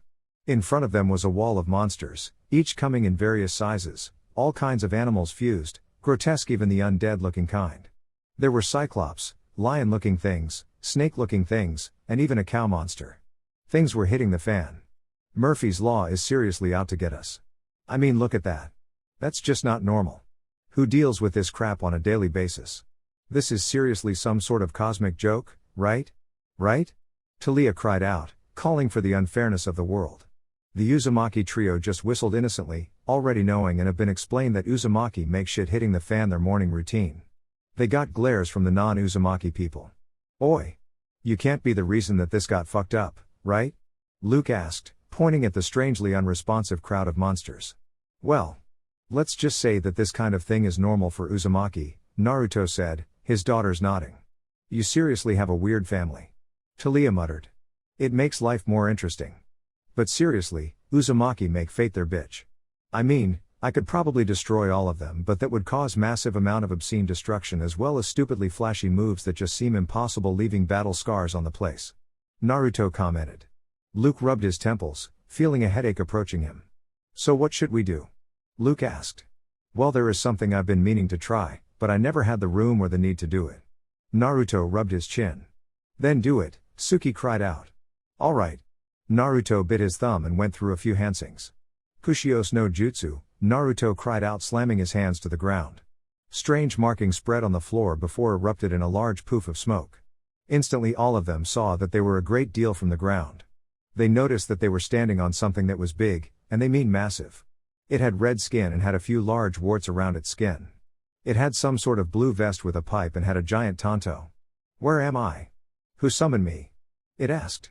"Gamabunta, it's been a while," Naruto cried out to his old friend. Everyone else had a WTF look on their faces. Now Naruto, the walking broken character, summoned a giant talking frog/toad thing. This guy just had too much tricks in his bag. "Naruto? We knew you were alive since your name was still in the contract, but what the hell took you so long? It's been more than 20 years, Gamabunta shouted. "Really? Time must flow differently in this dimension. It's been 7 years here. Anyways, the reason that it took so long was because I had my own kids to look after," Naruto responded. "What? Dimension? 7 years? You even have kids? Gaki, when whatever mess you've gotten into, summon Ma and Pa as soon as you can, you got some explaining to do," Gamabunta said. "I know, but right now, you got to help me take care of those guys. After that, get the kids to safety. Have Grover, the guy with goat feet for legs, get help to deal with the monsters," Naruto said. Gamabunta, looking around, saw many smaller monsters than himself, but they all looked weird, like some combination of monsters or animals on monster steroids. He could only shake his head in exasperation. "You just can't stop being an idiot, can you, Gaki? You were out of the frying pan and now you're dealing with fire. You are the most troublesome summoner I've ever had," Gamabunta said. Naruto just smiled like a loon. "Dad, what the hell are you two saying?" Suki cried out. Naruto blinked, right, they were talking a different language. "It's Japanese, though I can't understand very well what they're saying," Annabeth said, concentrating on what the toad and her father said. She only got little snips of the conversation. "I'll tell you later, for now hang on and don't let go, you guys are in for a wild ride," Naruto said. "All right, Toad Boss, go for Sutin, I don't want to burn the place down. We got a Raten user here, so we'll fry them," Naruto cried out. "OSU. Taliah. Got it. He just loved it when a team was in sync. Sutin, Teppo Dama, I got a name now. Simple and short. Lightning Bolt. Raten, John. Both lightning attacks merged with the glob of water that Gamabunta shot out. Instantly they could see the sparks flying out of the ball of electrifying water, smashing into the monsters in front of them. The monsters had no defense against the effects that lightning causes to their bodies and were promptly roasted by the high voltage of the attack. It also didn't help that the water was coming at them with such force that some limbs were torn off or that some monsters were squashed by the pressure upon impact. "Hang on everyone," Naruto cried out, all of them prompted to hold some part of Naruto, unable to get to the vest in time.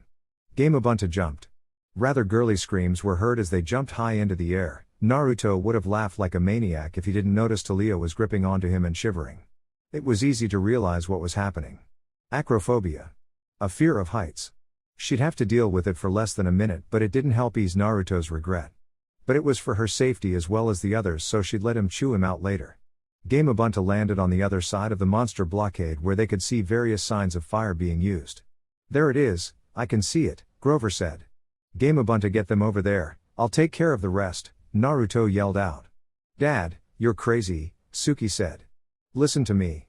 These guys will follow you, I doubt they have enough people to take care of the rest of them." "I'll get there, I promise," Naruto told his daughter. Okay. Don't do anything stupid, Dad," she replied. Naruto smiled. Jumping from the Toad Chief's head, he landed as Gamabunta jumped off again, leaving him to deal with the remaining monsters. The monsters were growling, roaring, or whatever they were doing to show their anger. "You guys are causing a lot of trouble. And I know trouble. Now here's the deal, either you guys go away right now, and I won't slaughter each and every one of you. If you stay, then I'll make sure that you won't forget me. Okay?" "Okay," Naruto said. Reaching into his pockets, and pulling out a three-pronged kunai, he called. "Kajuu Kage Bunshin no Jutsu," he cried out, resulting in 3 puffs of smoke. Each one had a kunai and one stood back. "Make a barrier that will stop them from running. The rest, show no mercy," Naruto cried out. A Bunshin made its way back before making a face in concentration. The Bunshin shot out various chains from the back of its back and buried themselves into the ground. The chains shot out of the ground around the monsters, forming overlapping chains high into the air. When the chains stopped moving, there was a dome shape to the chains. "Now, go." Naruto directed the remaining Bunshins. He joined the attack. All the Bunshins attack, each using Hiraishin, Rasengan and its variants. The monsters tried to run away after seeing that they were getting beaten back until they ran into an invisible force of wall. They tried to smash through, but it was not working. They turned around to see the human standing still, watching them fail to break the wall. The human moved his hands and sucked in a large amount of air. Katen, Karyu Enden. Everything was turned into ash. As the others arrived at the camp, Grover ran ahead of them, looking around trying to locate a person. Many of the people inside were running frantically, like headless chicken. Everyone was too busy to notice the new arrivals, as well as their own group who seemed more worried about Naruto who was left behind. The giant toad vanished after he had dropped them off, saying something in a language they didn't understand. Grover ran up to what looked like a half horse and half human, and it was quite obvious who he was because even kids knew what a centaur was. He seemed armed for battle, commanding the others to do various things. "Chiron, we need your help," Grover cried out. Chiron stopped moving, looking at the young satyr. "Grover, what are you doing here? Shouldn't you be out in the city?" "I'm back, I found 4 demigods, they're all right here," Grover said, pointing at the new arrivals. Chiron would have welcomed them with open arms if it hadn't been for their current situation. "Welcome, sorry I can't welcome you properly, but right now there's a huge mob of monsters outside the camp and we have no idea why." Sir, I know why they're outside," Talia said. The man had a rather military look to him that made her a bit intimidated, but she marched on. "Really?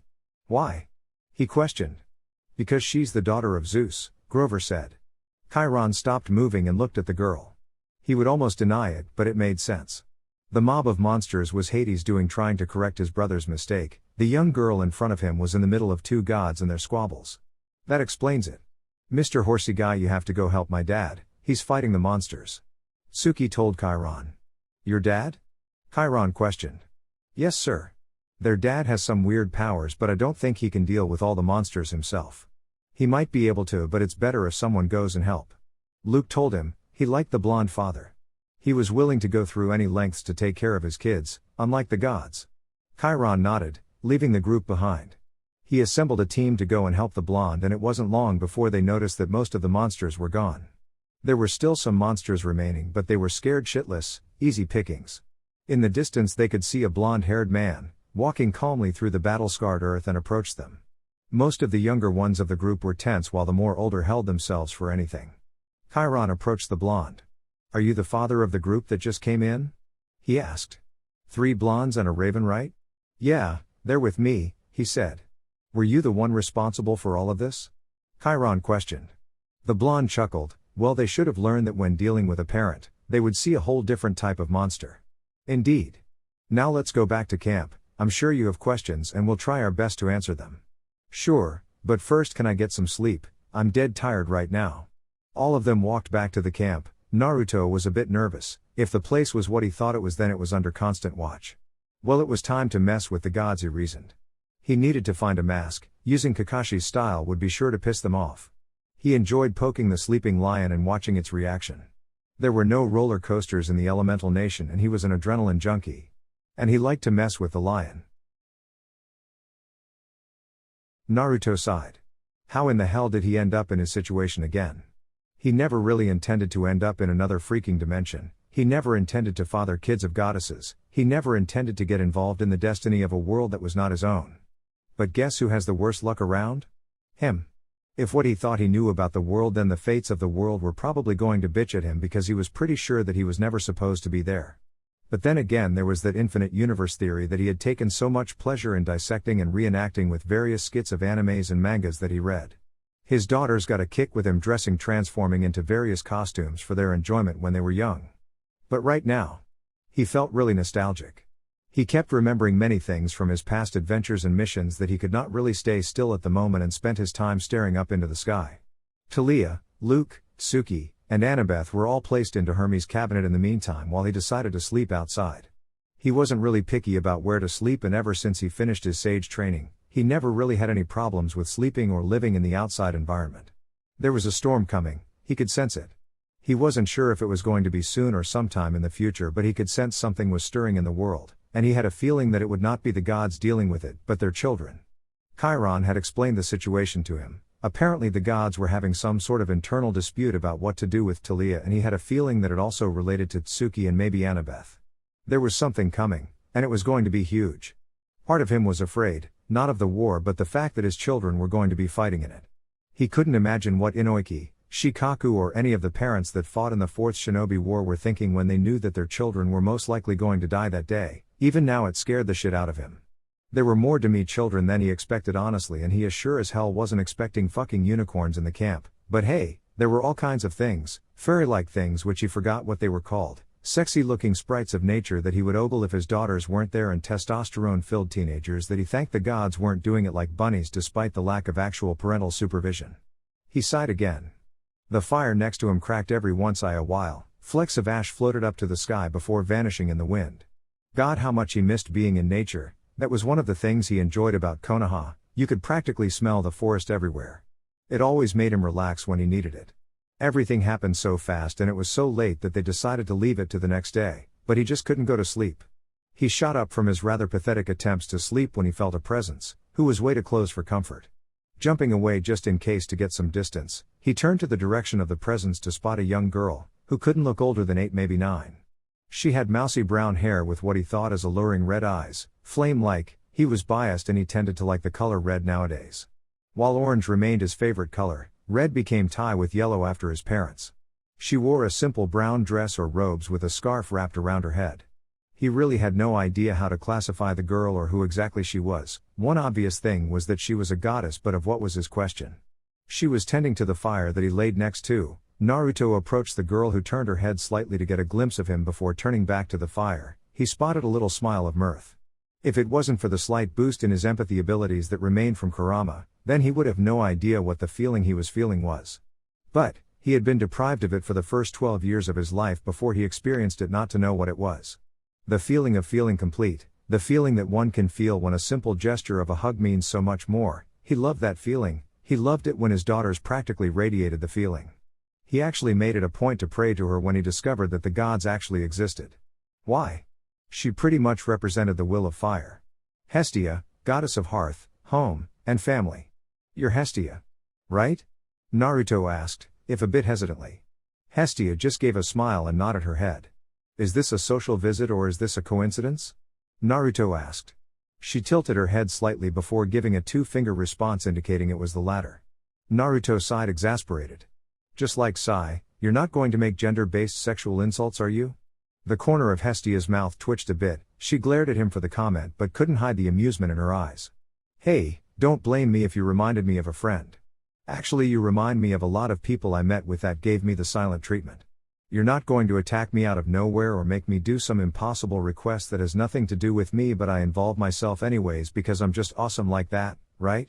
Naruto asked, knowing full well he was being annoying. It worked in the past to get people to talk, why should gods be any different? Hestia stopped tending to the fire and stared at Naruto for a bit. He thought her eyes were awesome. She looked at him deadpan before shaking her head and giving a grin. You're a strange one, she said. Naruto grinned too, finally someone to talk to. And surprisingly I don't care. Uzumaki Naruto, nice to meet ya. Hestia, goddess of the hearth, she said, a bit distracted by the fire. I know. You're actually one of my favorite gods, he stated. Hestia's eyebrows raised. Really? She said. She was easily forgotten by a lot of people, not that she blamed them, she preferred actually. Yup. Goddess of hearth, home, and family. That's the goddess I like. From what I've read, you try to maintain the peace in the family and care about all of them. When they go into battle, you're there to greet them home, not to mention that I've also read you're very kind to everyone, Naruto said. He really liked that kind of person. He was the opposite really, he was impulsive, which he tended to rein, and he was a fighter. But the thing they had in common was the love of family. Hestia looked like a mixture of embarrassed, happy, a bit bashful, and a bit confused. That doesn't explain why I'm your favorite though. Hestia commented. Naruto realized he was right and looked a bit sheepish. I guess not. Well, I love my family, I would do anything for them, even drag their asses from the underworld, smack them around before giving them a piece of my mind. Actually, I guess I'm the opposite of you when it comes to that. I don't think I've read anything on you ever fighting. Me, I'll fight the world for my family. What was I trying to prove again? He asked, embarrassed. Hestia shook her head and let out a small giggle. Never mind, I think I know what you were trying to say. Really? She nodded. He was weird but interesting, she told herself. So what are you doing here exactly? You aren't a demigod, I know that much. Hestia replied. Naruto rubbed his forehead with his palm in exasperation. No doubt you've heard about the whole daughter of Zeus by now, right? She nodded. Well, for now she's my charge, and until I'm sure that her own family won't demand her death, I'll do something else. It's kind of ironic, isn't it? This is supposed to be a safe haven for demigods, yet she's facing death by her own family. Hestia flinched. That was bad. She almost felt angry at her own family, condemning a young girl for existing. That just wasn't right. They're not all bad. Hestia muttered. Naruto raised his eyebrow. Are you sure? Think about it, I mean really think about it. Hestia looked at him before giving a slight nod.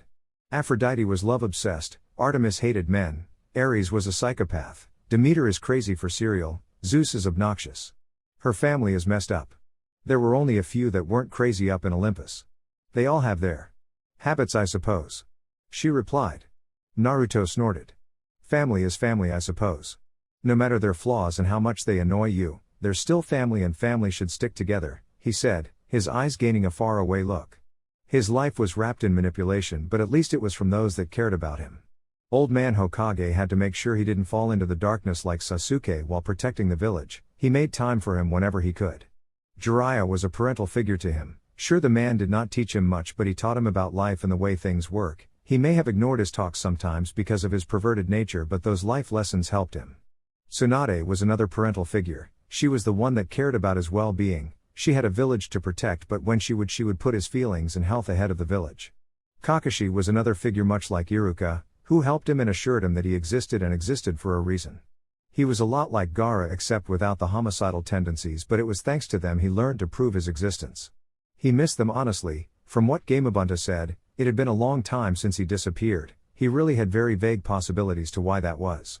It could be some dimensional time displacement or maybe some side affect of entering the dimension. It could be that time was slower in the dimension, or maybe he was sent into the future in a different dimension.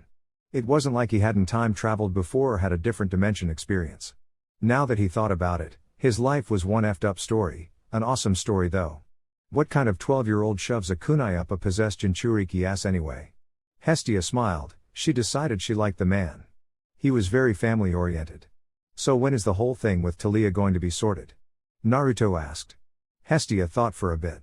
It was an incredible issue to learn that Zeus had broken the law, and she was sure that everyone would gather. If I had to guess, everything will officially start about midday tomorrow. Am I to assume that you will be joining us? She asked. Naruto nodded without a second thought.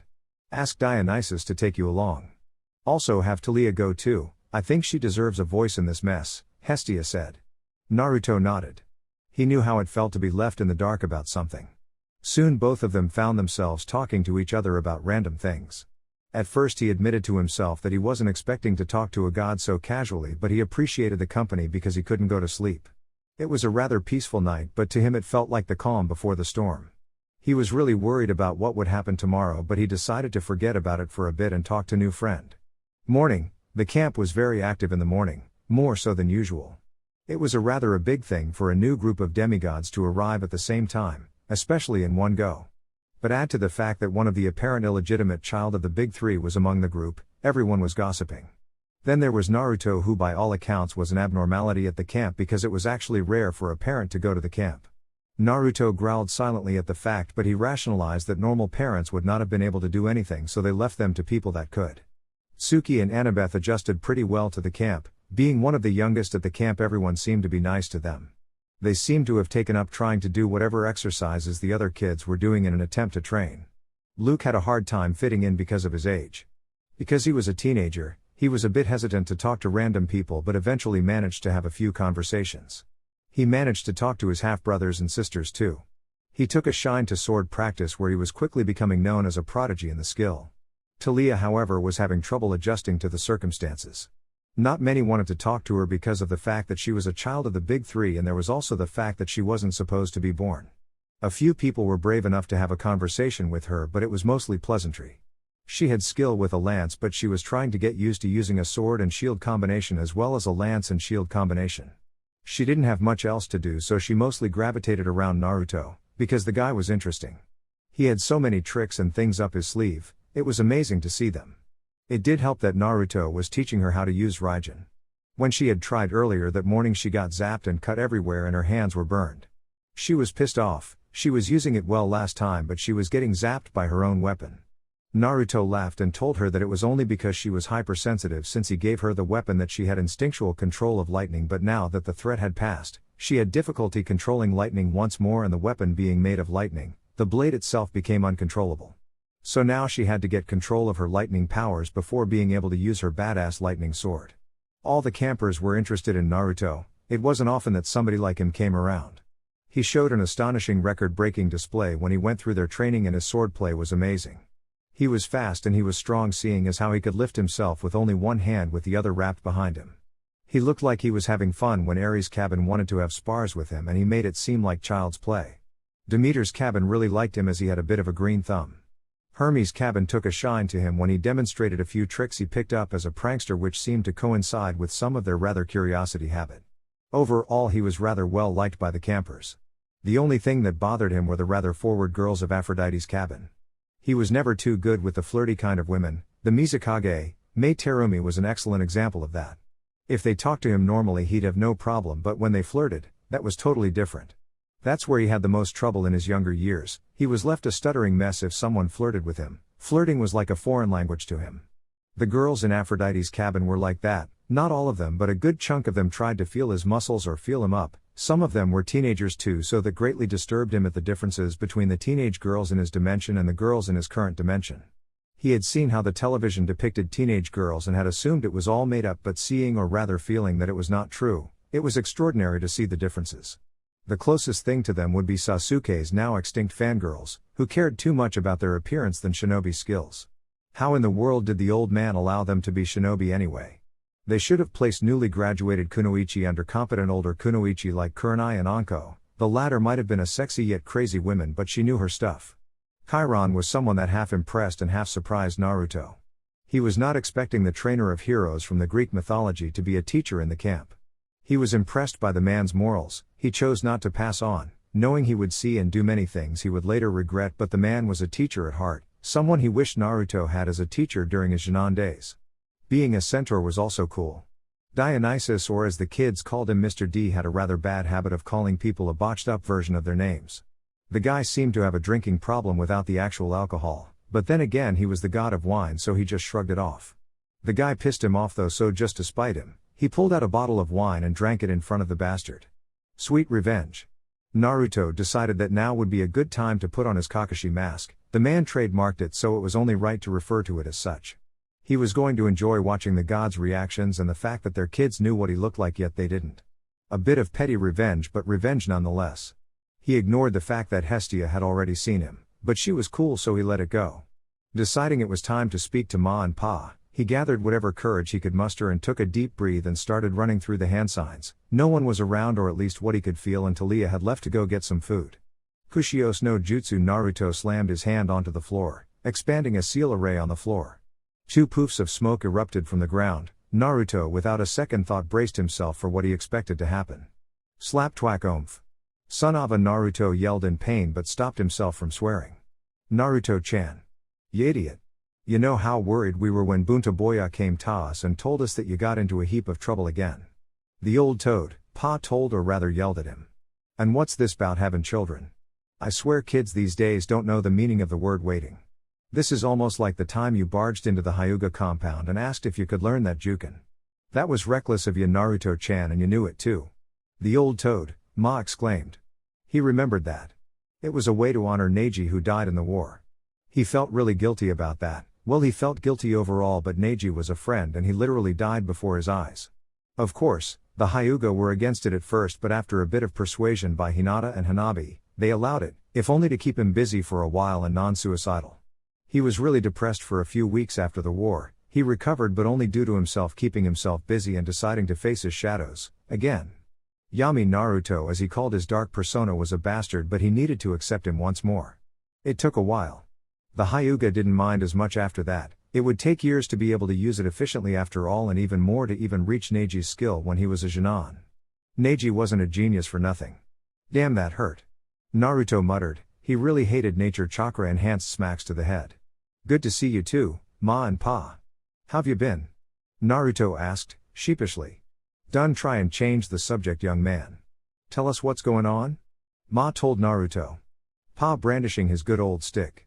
Naruto winced a bit at the sight of the stick. Phantom pains he could still remember raked his body. Well, first off, it seems that either things move faster in our dimension or I was sent to a different dimension, but with distortion to the time displacement, sending me a few years ahead while everyone moved in regular speed, Naruto said. It might be the second one. Bunta Boy told us that he met up with you yesterday, so it should be at the same time speed as us, Pa said. Anyways, it's been about 10 years or around there since I got here. I really didn't keep track of it, honestly. Time seems so unimportant here, honestly. This place is more of a go at your own pace kind of place, and those that want something in life go for it. As for kids, of course I have them. You really didn't expect me to not have a family by now, did you? Naruto asked. It was one of his fondest wish to have a family, they knew that. Calm down, Naruto-chan. We were just concerned is all. You can't expect us to not worry. After all, last time we saw you, you were still pretty reckless. Ma commented. Even if the blonde who was now a father had grown more serious during his last days in Konoha, he was still a somewhat of a rash boy. He wasn't a stupid, reckless boy anymore. He was a reckless man with a rather insatiable drive to learn, which bordered on stupidity. They have a point, Naruto mused. Anyways, this place is different. This place isn't like the elemental nations. The population lives without access to chakra. Instead, they made technological advancements, though there are places we excel at, like with medical jutsu. They can remove a heart and place something else to replace it. That's the kind of advancements they have. Tsunade-chan would be giddy to know that kind of stuff, Ma said. Naruto stopped, but then shook it off. Of course Tsunade was gone. He had already come to terms with it, but it still hurt, admit it. He figured something like this would happen, leaving for years. She was bound to pass away sooner or later. He wished he was there to see her pass on though. Even though they have a lot of advanced technology, the people here have a frightening amount of wars. Their technology is advanced enough to replicate a Baiju Dama, a weaker one, but still. Everyone is trying to have a bigger stick than the other ones, ultimate destruction as a deterrent, I guess. The condition of the planet is bad though, Naruto said. I can feel it everywhere, pollution, waste, such a horrible feeling. Pa muttered. But here's the kicker. Gods exist in this world, Naruto stated. What? Both of them cried out.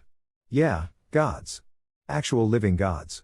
Though I can tell that they aren't as strong as the Juubi. After all, the Juubi was the primordial god of our world, he was the top dog in our dimension, in this one it's chaos. Both of them are and can be the end, literally, Naruto said. It was something that intrigued Naruto to no end. In every dimension, there will always be an ultimate power, known or unknown. The gods knew of it, but they know that the end will not come. It merely watches or sleeps, their lives are for its enjoyment, and they know it but live with it. Every dimension or reality is bound by a set of rules, and reality hopping is one of them. He was lucky to only jump dimensions or he would have been literally vaporized. Chaos and Juubi are considered the ultimate power of each of their own dimensions. From there, things got complicated because as much as he could tell Baijuu and Titans were roughly the same and the gods would be considered a person like the Sage of Six Paths, and with his mastery of the ninja arts and his godlike powers with his technique, creation of all things A/N I can't remember what it was called, it was frightfully similar to the gods. He would even consider the notion that if the Rikudo Sennin lived long enough he would be considered a god like the Olympians.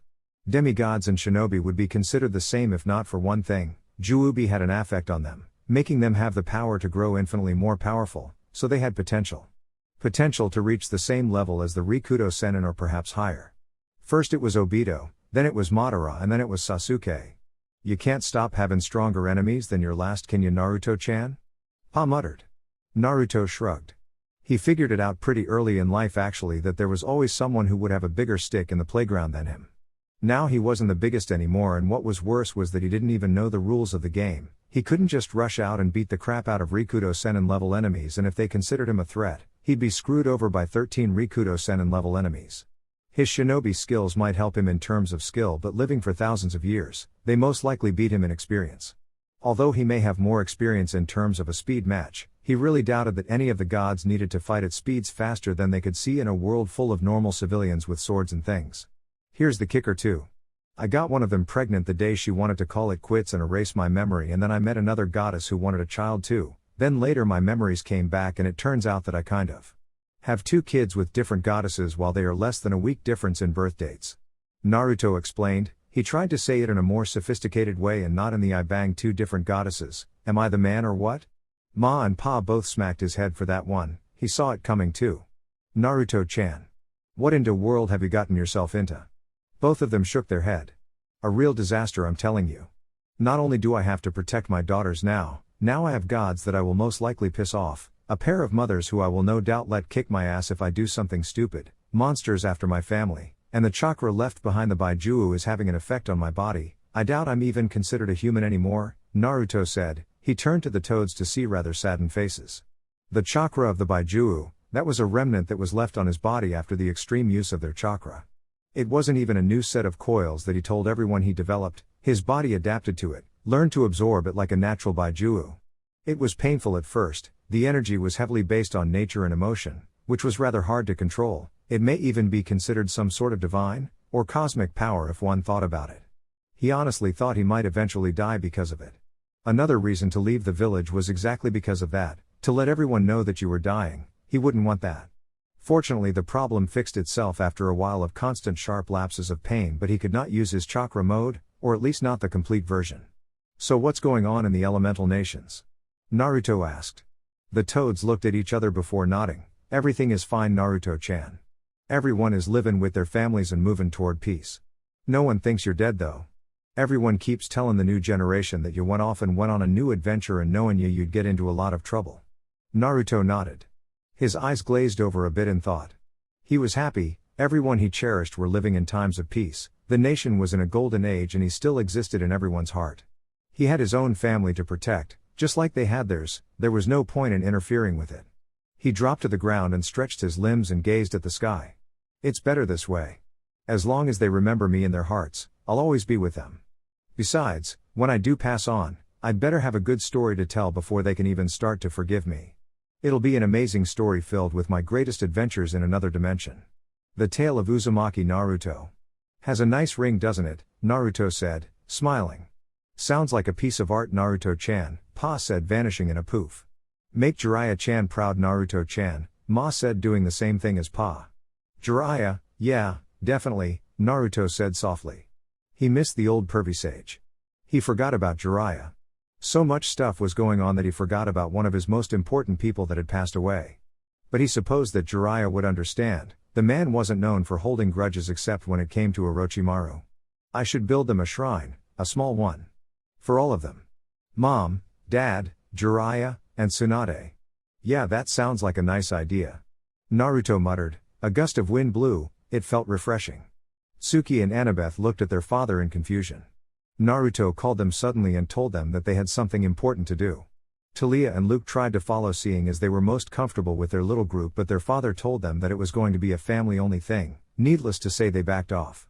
Their father led them deeper into the forest, where it was astonishingly beautiful, devoid of any human contact or even mythological contact too. Naruto bent down and started to place stones on the ground in an orderly fashion before placing 4 pictures on a little makeshift platform, before placing some of those incense things around it and praying. Figuring that it was an altar of some kind, both Annabeth and Tsuki started praying for the well-being or respects of the people on the stand, not knowing who they were. After a while, Annabeth spoke up, showing the rather blunt personality she inherited from her family. Who are they? She asked. Tsuki nodded, wanting to know the same. Naruto turned to his daughters, and gave them a melancholy smile. It was clear to both of them that he was sad. These are my godparents and your grandparents, Naruto said, separating them into their classifications. Tsuki and Annabeth looked down to the pictures. They noticed a white-haired man making a ridiculous pose with red lines on his face like tears falling down from his eyes. The frame had inscriptions that read Jiraiya, Toad Sage, Densetsu no Sanin and Super Pervert. The second one was a blonde woman with amber-brown eyes. She was a beauty, they could tell. She had a purple diamond mark on her forehead, and what stood out were her outrageously big breasts. If they were more self-conscious, they would be jealous. There were inscriptions on the frame also. Senju Tsunade, Ga Daime Hokage, Densetsu no Sanin, Ba-chan. The next frame was a man that looked astonishingly like their own father. Blue eyes, blonde hair, he had more of an angular face than their father. The man in the picture looked like a man that had responsibility and dedication. The inscriptions on the frame read, Namikaze Minato, Yondaime Hokage, the Yellow Flash, a loving husband and a dedicated father even beyond death. The next picture was a woman with long beautiful red hair, in their own opinion, with a hairclip parting her hair. She had amethyst-colored eyes and her face looked a lot like their father's. They had already learned what their father got from his parents. The woman was cheerful and full of energy. Her inscriptions read, Uzumaki Kushina, Second Kyubi Jinchuriki, Red Hot-Blooded Habanero, Loving Wife and Supportive Mother even beyond death. These 4 people were the people that had the most impact on my life. I was alone at the start of my life, and even the old man that watched out for me was far too busy to have that much of an impact. Though they came into my life rather late, they watched out for me, they taught me, they gave me the love of a mother, they gave me the unfaltering faith of a father, they even gave their lives for me, and more. Even beyond death, Naruto said. Beyond death? Tsuki asked. Naruto gave her a smile. You'll find out that in life, there will be many things that seem unexplainable or even impossible. My parents did those impossible things to give me advice beyond death. Their love for me. It was immense. Their trust in me was staggering. Their dreams that they passed on to me were incredible. I took up those dreams with open arms, and I know that wherever they are, be it in heaven or Elysium, or even if they are watching over me, they are proud of me. Just like I'll be proud of whatever you two chose to do in life. Really? They both asked. Naruto nodded. Yup. If there's anything I want you two to remember, it is this. I will always be proud of you, no matter what you two do. Whether it be good or bad, it was your own choice, and as long as it was your own choice, and can follow it without regret and be able to look at me in the eye, I will be there to support it. That's the kind of love that a father will give to his children. He was tackled to the ground by 2 happy girls. They loved their father. He wasn't a silent father, nor a strict father. He was a father that told them up front that he loved them no matter what. Over the last few days, they admitted they were confused as to how to think of their father. He was a ninja. He acted different than what he normally did around them. They had assumed that it was his normal personality around people. They actually thought that they were stopping their father from having friends. But that was not the case. To their father, his family meant everything. They felt rather silly. They watched their new father fight monsters, protect them and be goofy around new people. They felt that their father was drifting apart from them. But they were wrong. The new dad and the old one were the same. He was the same loving father they knew and loved. Their father had his own life even before them, and now he had a new one. He was an only father raising 2 demigod children. He had responsibilities. But all he asked in return was that they live their lives and accept the decisions they made, and he would support them 100%. They couldn't have asked for a better father than him. Dionysus, otherwise known as Mr. D, and Chiron stared at the new visitor of the camp. All that they could tell was that he was some kind of human and that he radiated power, very controlled power. They could only tell because he had an amazing grasp of his own aura or presence. The man was not normal, they could both agree on that. To Naruto's side was Taliah, who was looking around, an old habit she picked up from her days off wandering around. She looked for any danger even in safe places. Naruto stood still, with his eyes closed for a minute before staring at Chiron and Mr. D. No danger from what he could sense. Taliah was fidgeting somewhat. Right in front of her was a god who was most likely bound to kill her and the trainer of heroes Chiron. No doubt both of them could kick her ass, lightning powers or no lightning powers. She couldn't help but think, when was she going to catch a break? Naruto was assessing his potential enemies. He could take out the center with some effort, he was sure. The god, however, would take more lives around him than he would like. As much as he hated to admit it, this was no place for arrogance or pride. He did not want to harm the kids in the camp. Especially with his kids and technical stepchildren in the Athena cabin. He refused not consider them his children. So you two are the ones causing all the trouble in Mount Olympus. Mr. D trailed off. Naruto and Taliah nodded. It was true after all. Not to mention the chaos that happened when Artemis claimed Tsuki, Chiron said. Naruto nodded. He expected it honestly. It wasn't the first time he had seen that kind of chaos. A lot of the kids in camp were staring at Tsuki in amazement and awe, while some looked angry at the fact that Artemis broke her vows. He could sense a sort of political battle coming, and he hasn't been court-martialed too many times to count to not pick up a lot of things about politics. He hated it, but it saved his ass more times to count. He was already expecting the worst. He hated to even think about it, but if it was to save his daughter and save Taliah, he'd bullshit everything and let them verbally beat him. But he wasn't going without a fight. You two have been called to Mount Olympus to figure out this mess. Good luck. Remember to watch what you say, Chiron said, worried about what might happen. Don't worry, I'm sure everything will turn out fine, right Taliah? Naruto asked the young teen. Yeah. Right. Taliah trailed off. Taliah? Naruto asked. It's nothing. Just kind of tired, Taliah said. Naruto gave her a pat on her shoulder and gave her a reassuring smile. Taliah smiled back. The girl smiled, but it didn't reach her eyes. He could tell she was worried. She was basically walking up to a judge and jury to see if she would live, and her father was the judge. If there was any time where a kid should feel despair, it would be right now. Mr. D took the time to transport them to Olympus. In the meantime, Naruto was deep in thought. Things were getting really complicated now. He couldn't just go charging in and beating down his enemies anymore. He had no allies and his family was vulnerable. If he had to, could he save a lone girl from her fate? Could he protect them if he had to face every god? Did he even have a choice in the matter? Could he handle the weight of his new responsibility? He didn't know. It was like fighting the Juubi all over again. Powerless to save everyone, could he grit his teeth and let what might happen go through? Could he stomach the sins that he might cause if he didn't? He didn't know what to do. He didn't know. I believe in you. Naruto. You're going to experience a lot of pain and suffering. Remember who you are. Find a goal. A dream. And don't stop trying until it comes true. That's right. That's right, isn't it? Since when did he care if the situation was complicated? Since when did he care about looking selfish or arrogant? He always did what he wanted, didn't he? He never gave up on trying to make everyone happy. He wouldn't let the people that mattered to him down. Even if the so-called gods opposed him, he would settle for nothing less. That's the kind of person that Uzumaki Naruto was. That's how the person named Uzumaki Naruto always did things, and that's how it will be. Let them call him an idiot. A knucklehead. Naive. Foolish, even stupid.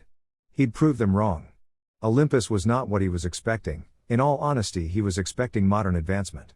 It was a grand place, no doubt about it, but he supposed he got his hopes too high and expected some sort of futuristic marvel. Naruto looked to his fellow companion Taliah to see that she was amazed and in awe of her surroundings.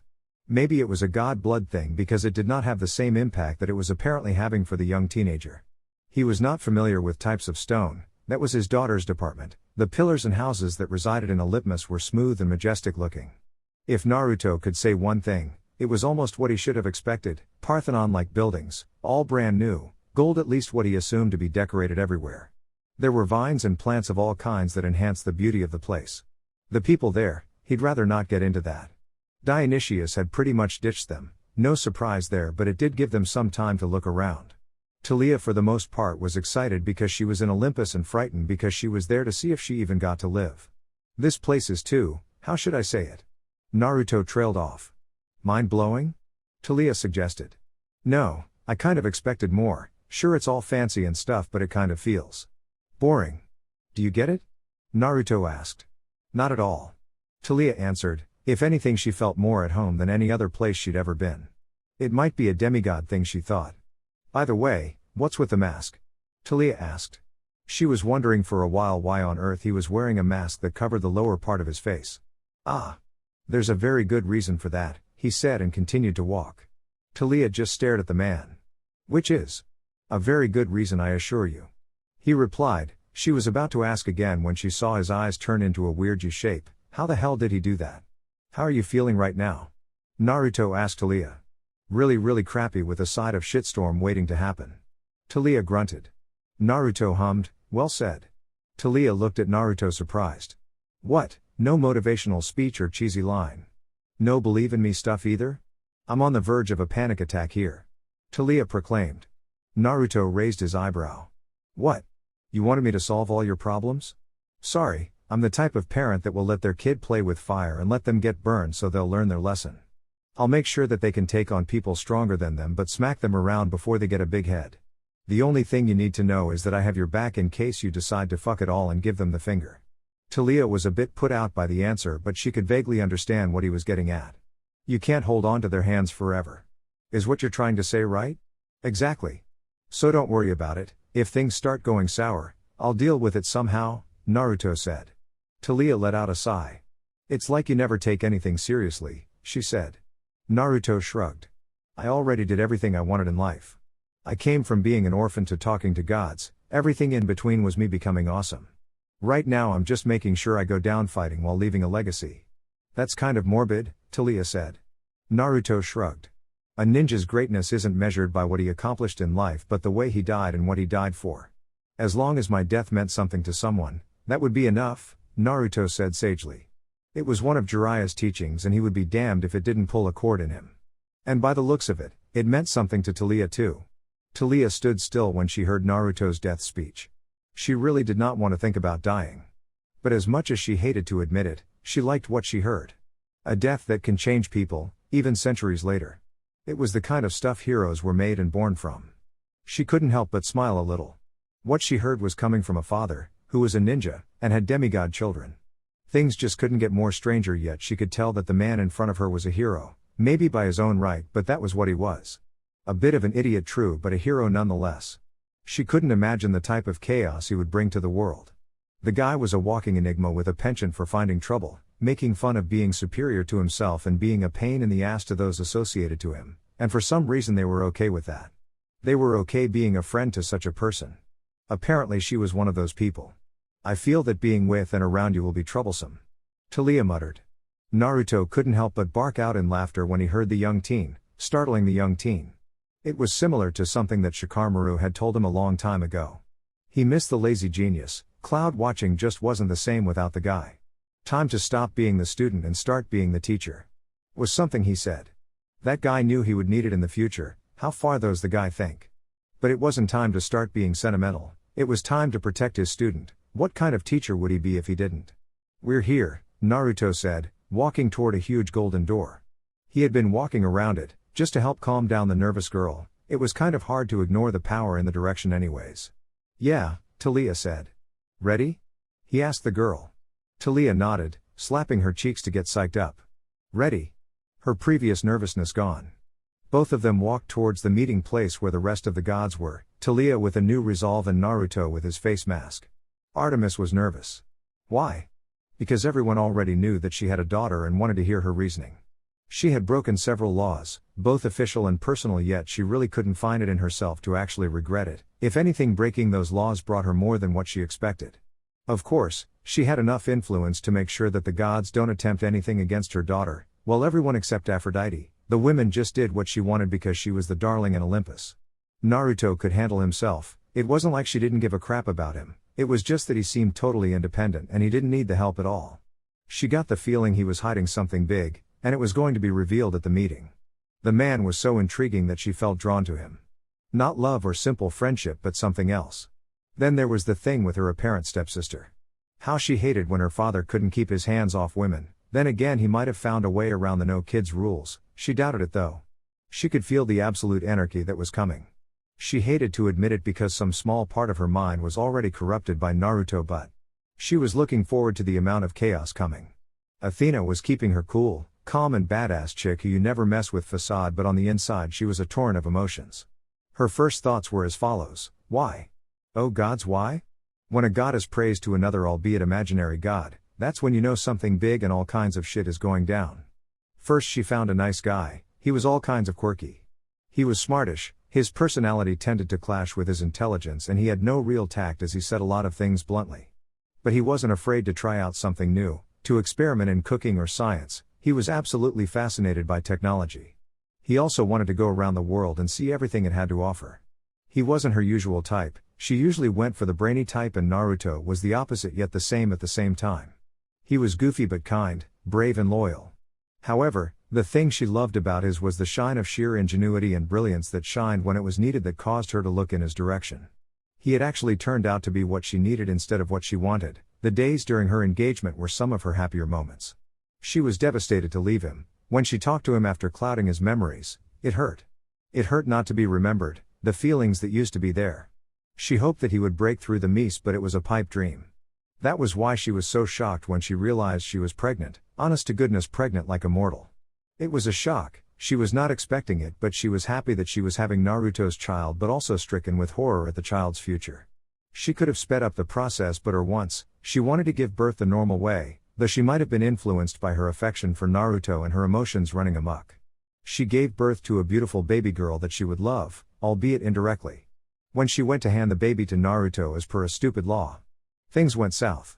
Her little escapade with Naruto turned out to have put her in some sort of divine threesome where the man was utterly confused but willing, and with two goddesses both in emotional turmoil because of the result.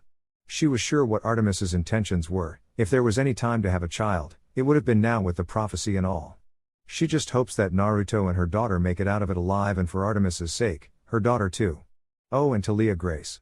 How silly of her to forget the reason for the meeting, but in all honesty, she expected her father's action the moment he made the vow.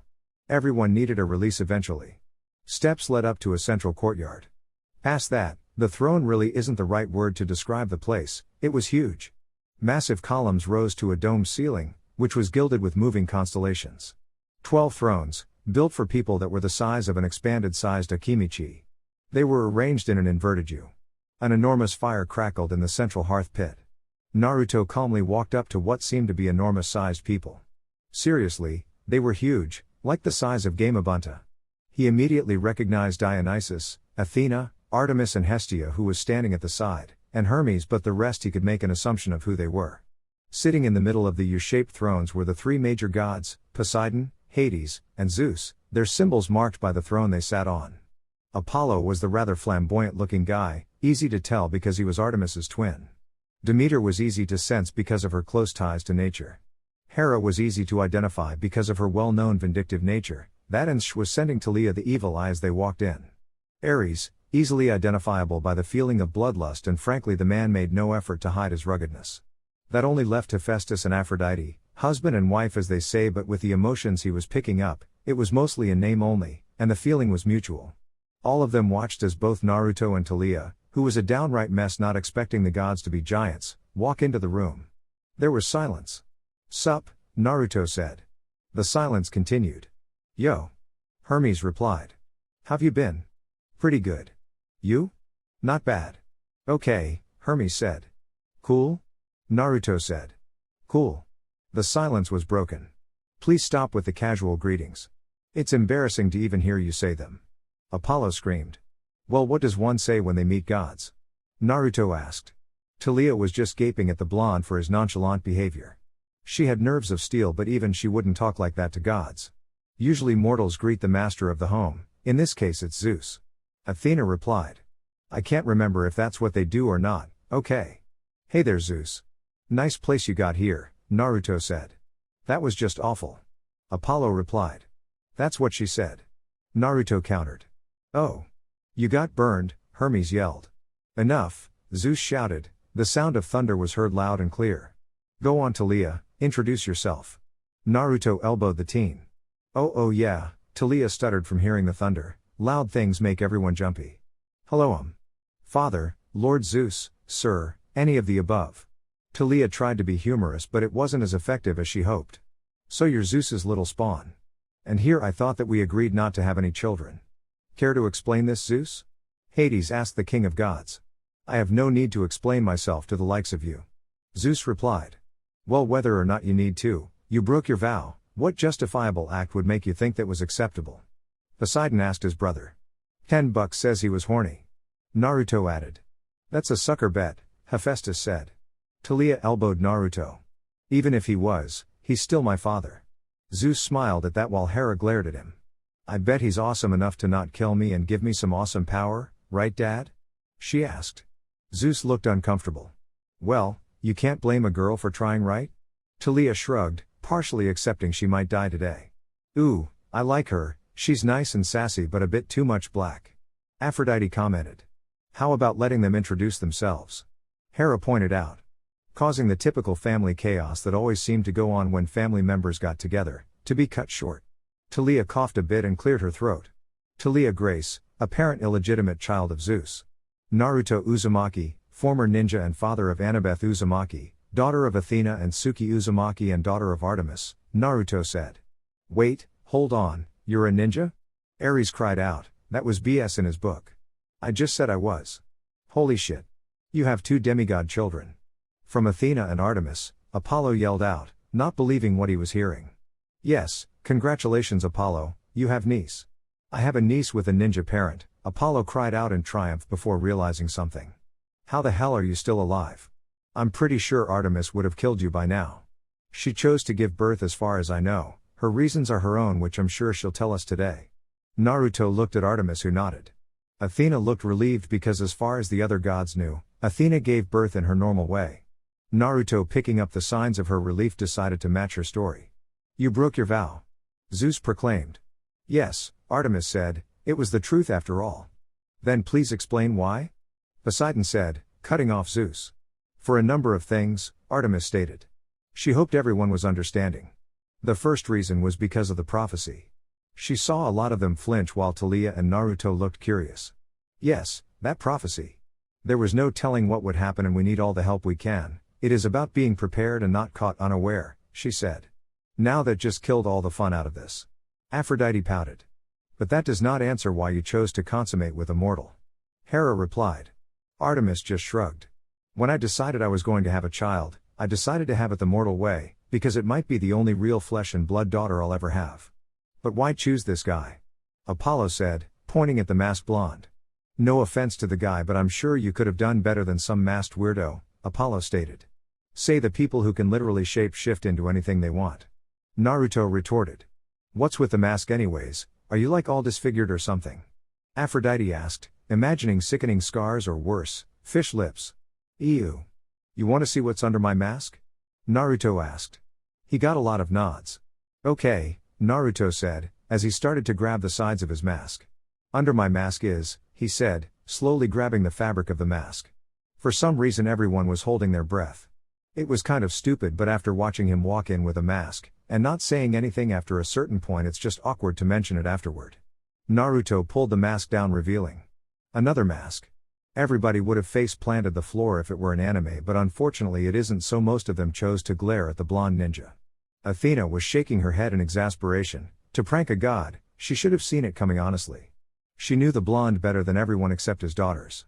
Artemis cracked a small smile watching everyone's faces. She did have a sense of humor, otherwise her twin wouldn't have been Apollo, but after watching Apollo literally go through the book of pranks along with Hermes twice over, it got boring. To see both gods look stupefied at being pranked, priceless. Talia was laughing. She had already seen the blonde's whiskered face and she had no idea why he wanted a mask. But after watching the gods all fall for a simple yet outrageous prank, priceless.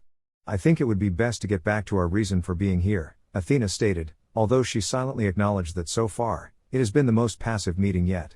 Indeed. Now, why the hell are there still ninja around? I thought they became extinct. Zeus asked, or rather demanded, from the blonde ninja. They are or were, I guess. Or rather, they were in this dimension, Naruto stated. What do you mean? Poseidon asked. Athena's eyes widened a bit, as she seemed to finally start following a trail of thought. I'll say this bluntly, I am from another dimension. Or is it alternate reality? It doesn't really matter, the fact is, I am here, not from this planet and not an alien, Naruto said, gazing at an disbelieving audience as well as Talia, whose mouth was opening like a fish. That's just ridiculous. There is no way that is possible, Apollo shouted, more awestruck than disbelieving. After all, he was the god of prophecies, he should see this shit coming.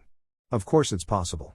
The fact that you gods can't die already defies the laws of impossible. A dimension hopper is hardly impossible. I'm living proof, Naruto said. You should not be here. Your existence might mean the destruction of ours as we know it, Hades stated. Naruto rose his eyebrow, he saw the king of gods just waiting to strike him down. He idly pointed at Talia, which brought a lot of slight body reactions, very subtle for most people to notice, but not for a ninja. Naruto couldn't suppress a smirk coming, so there is not anything else that might cause the world to end. No prophecy or something along those lines? Some eyes widened slightly. Others shined with panic. There it was. Something was coming, and it meant their own demise. Besides, I never wanted to get involved in the dealing of another world. I knew there was something going on and I tried to stay away, which is totally opposite of my usual personality, and make a bit of myself and live a perfectly peaceful life with a family here. I had no intention of ever dealing with gods, but unfortunately, it seems through either fate, coincidence or some other power decided I had to come into the picture, Naruto said. That was when I made my appearance, right? Athena pointed out. Yes. In order not to get sucked into your world, I suppressed my powers completely, making me seem like a normal mortal, except with awesome stamina and body due to my training. Athena, not knowing I was a ninja, took an interest in me, and the rest is history, Naruto concluded. And with Artemis?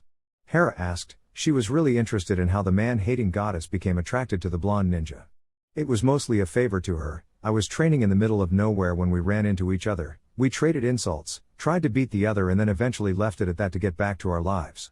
A few months later we met up to continue our little challenge but with different rules. She asked me or the favor a week later, saying that she could not explain why.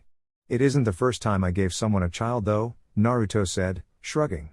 What? Everyone cried out, more prominently Artemis and Athena, who couldn't help but feel a bit betrayed despite the circumstances.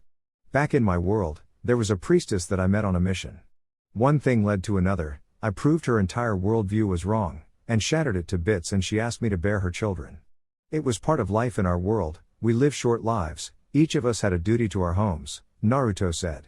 Honestly, he would and could have been with Shion if he wanted to, but Shion thought it would stop him from fulfilling his goals. But that still doesn't really explain why she chose you, Apollo said. Naruto hummed, he knew why, of course. In my home dimension, I took up a brutal training regimen that killed all but a few. It involved harnessing the energy, the world, nature.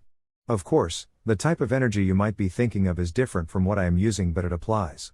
Artemis loves nature, she is closer to it than most gods. Because of my training, she did not hold me to the same level as she views men instinctively, and being the only male she did not hate, it was only natural that she would be infatuated with me eventually. In other words, everyone else was on her hate side while I was neutral at worst, potential lover at best, Naruto concluded. Now that just sound like bullshit, Ares cried out. Believe what you want. I've never been one to convince people with words. Naruto shrugged. He was more of the prove it with your actions kind of guy. So what are we going to do with Zeus's child? Hades said.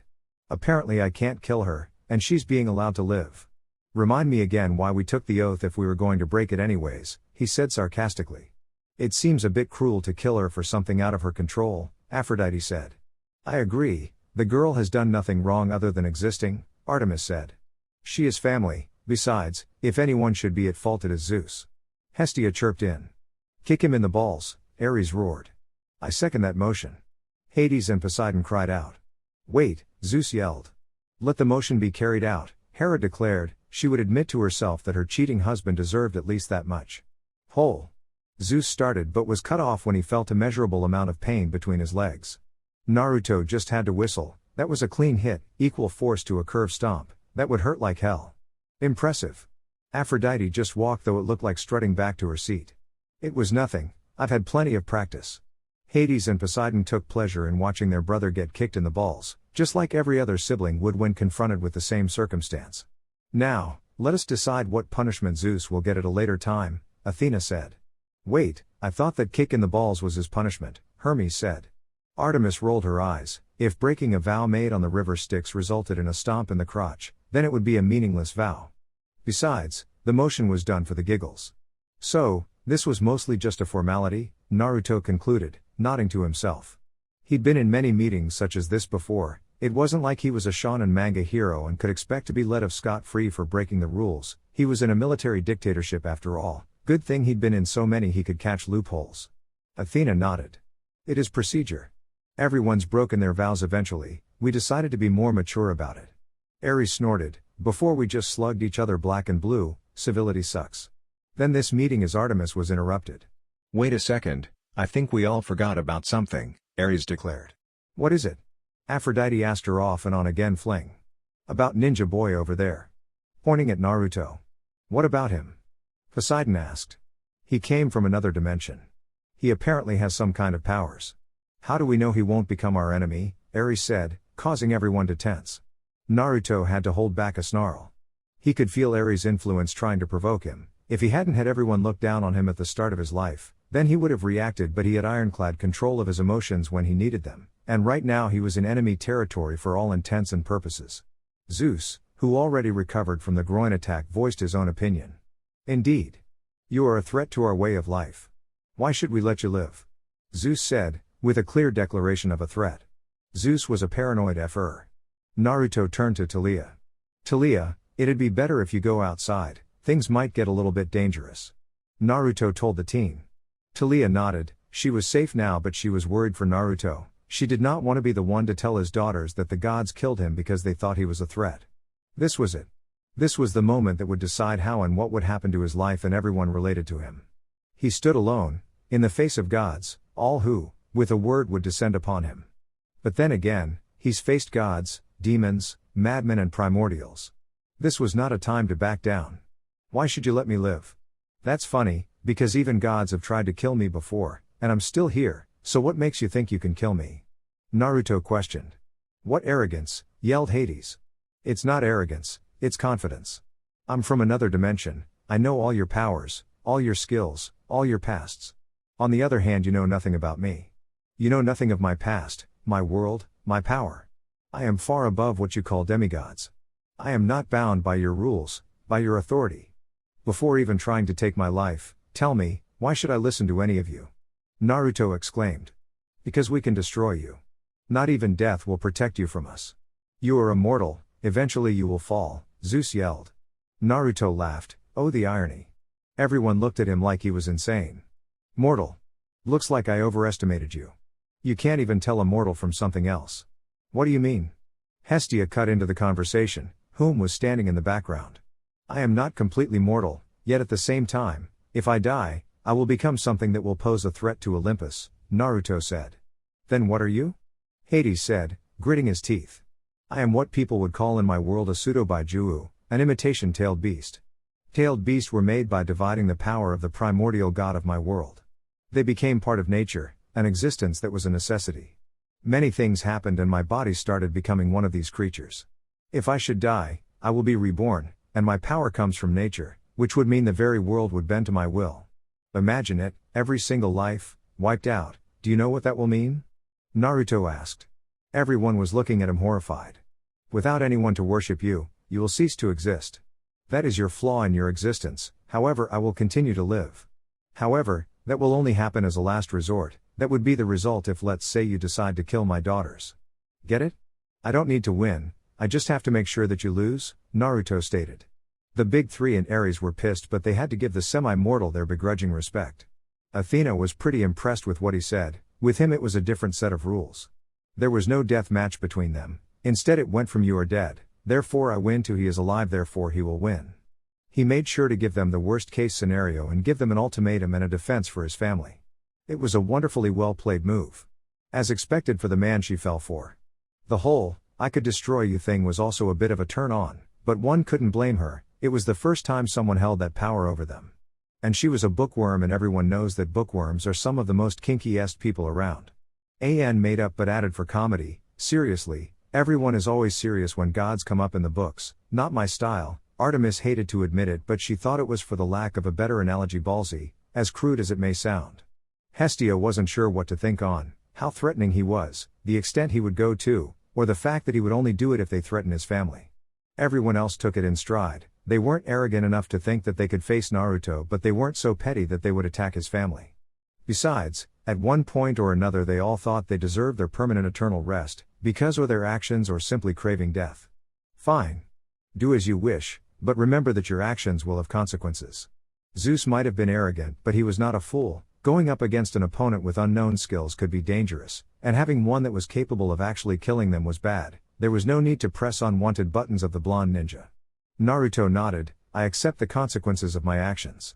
He's been reckless before, it has cost him friends and allies before. It might have been their choice to die for him, but it was still a kick in the crotch to know that they died to protect him. Naruto was standing in a near-empty meeting hall in Olympus. Taliah had gone and talked to her father, while Naruto simply waited. If he knew anything about women, it was that they expected an explanation about their actions. As if on cue, Artemis, Athena and surprisingly Hestia came in, followed by an ever-curious Hermes, a giddy Aphrodite, a carefree Apollo and a rather laid-back Poseidon. How can I help you godly gentlemen and women? Naruto asked. Apollo, the guy with no tact, said it bluntly. What's up with your world? I mean, who gets the chance to find out about an alternate world and passes it up? Right? Everyone nodded. It would be interesting to find out. Naruto nodded, figuring that it was curiosity of the unknown. My world was a world ravaged by war. It never really stopped until recently. Despite the lack of technology we have here, our world was different. We learned to harness our own body's energy, which let us do many things. The energy was called chakra, Naruto said. Wait? Chakra? Like that Indian thing? Hermes cut in. Something along those lines. I looked in on that and we have something similar called the inner gates, but that is besides the point. Chakra is the combination of spiritual energy and physical energy merged together. We gained this power after the teachings of the Sage of Six Paths, the man who held a primordial god at bay, Naruto said. Oh, you have got to be shitting me. That's just weird and impossible, Apollo said. The word impossible is for those that didn't bother to try hard enough. Our primordial god, the Juubi, made my world what it was today, lakes, continents, basically it ravaged our world until it was contained. But its power saturated the land and evolved us. So in theory, we are all demigods who can have the potential to at least reach the level of power a god has. Though not many reach it for obvious reasons. What kind of power did your people acquire? Athena asked. There is bloodline techniques which are only available through birth. Some use ice, some use wood, some are capable of using their own bones as weapons. There is taijutsu or hand-to-hand combat, genjutsu, illusionary techniques, ninjutsu or ninja techniques which involves the elements. Those are the very basics of our power. There are more like weapons techniques, sealing techniques, forbidden techniques or even space-time techniques. It's only a matter of how much effort someone puts into creating a technique. That is a bit unnerving, Artemis concluded. To think that one could get so strong by training and learning. The reason not many achieve that level of power is because we lived in a jaded world. For a long time, everyone was divided, everyone fought against everyone. Even 8-year-old children were expected to fight fully trained adults. It wasn't until around a century ago that a military government was formed, clans got together and made their own villages. Each village fought for resources, for missions, for dominance. Man, your world sound like some messed up place. Hermes commented. Naruto shrugged. We work as shinobi. We knowingly walk alongside death. We see our friends and family and those we protect die in front of us. But that is what shinobi are. Those that endure. No one really had anything to say about that. There isn't really anything one can say that can change an entire culture view with simple words. But who were you? You said you could fight us. There's no way you would be forgotten with that much power, Aphrodite said. Naruto gazed at the love goddess, figures someone like her would see something like bonds. I was someone who left their mark in the new era, Naruto said with finality. The gods were left pondering what he said. A hero, carrier of longings, bringer of hope, who walks in the face of death, who stands strong under any circumstance with burning will that never fades, who fights diligently for the ones he trusts. This is a hero. The days roll on and the past shifts to future, but his name lives on, leaving its mark in the new era in a world of confusion. His name surfaces once again. This is a hero who etches his mark in history, and his name is Uzumaki Naruto. Naruto set the book down. The tale of Uzumaki Naruto was part of a larger series that included the tale of the gallant Jiraiya and other spin-offs like Tale of Two Sons and the Avenger, compiled in a book. It was written by his daughter, the one he had with Shion. Apparently she gained the power to look into the past as well as her mother's clairvoyance abilities. The books were sent with the toads, with a note saying to the father I never knew but loved all the same. The books were one of a kind, only for his eyes apparently. His daughter had written them to show Naruto all sides of the war, the stories of those who died and the things that people fought for. He hardly knew what was going to happen from now on. Right now, things were neutral with Olympus, leaning towards hostile. Thinking back, it was almost the same. The higher-ups deemed him a loose cannon, someone who would harm them. Konohagakure was the same. But he climbed his way up, little by little, he became an asset, he became acknowledged. And in the end they gave him the title Rakudaime Hokage, just before his trip through space and time. He proved it with his actions. He did it once, he can do it again. But first, he needed to clear some things up. Knock knock knock, there was shuffling heard with a clanging of glass bottles. Naruto could vaguely hear the sluggish movements of steps coming closer to the door. The door swung open to spread the stench of heavy liquor that permeated the house. Naruto blinked at the rather hangover women. Mrs. Grace? Yes? She muttered. This is about your daughter, Talia Grace. I think it would be better to discuss this indoor, Naruto said, drawing a sharp look from the older female Grace. Oh, sure. See, come in. She muttered. A child needs their parents' love, Naruto told himself. Gwag. A muffled scream was heard as the near human-like creature vanished into gold dust. Naruto had been looking for any strange signs around town, and if a giant staring intently at a young black-haired green-eyed boy that reminded him of a certain god, then he might have just hit a jackpot. Walking towards the boy stared intently at the man. He thought it was funny, the lines on his cheeks, that it made him look like a cat. Hello little guy. Can you tell me where your mom is? Naruto asked, already knowing it was a female. The boy nodded, pointing at a rather attractive woman with straight brown hair and blue eyes. He could already pick off the smell of various candy on the women. Thanks kid. Name's Naruto, Naruto Uzumaki. Naruto told the boy, extending his arm. The boy shook his arm, Percy Jackson. Nice to meet you Mr. Cat. Naruto's eye twitched, either the kid was a bit stupid or the kid had balls. You too brat. Naruto started walking toward the women, who as soon as she noticed him reacted. Oh it's you, she said, taking a step back. Easy, I'm not here to hurt you. Rather I'm here to help, he said, trying to pacify the women. Help? She asked. Yes. I can take a pretty good guess at who his father is and I'm sure you know what's coming, he said drawing a nod from Ms. Jackson. You're not here to take him to the camp, are you? She asks hesitantly. The camp? No, I'm here to make sure he survives long enough to know what's going on and make his own decision. I know, you worry about him but these are decisions that he will have to make, keeping him in the dark will only hurt him more. Naruto responds. But believe me, I know. Why don't we discuss this somewhere else? My name is Naruto Uzumaki by the way, he said. Sally Jackson.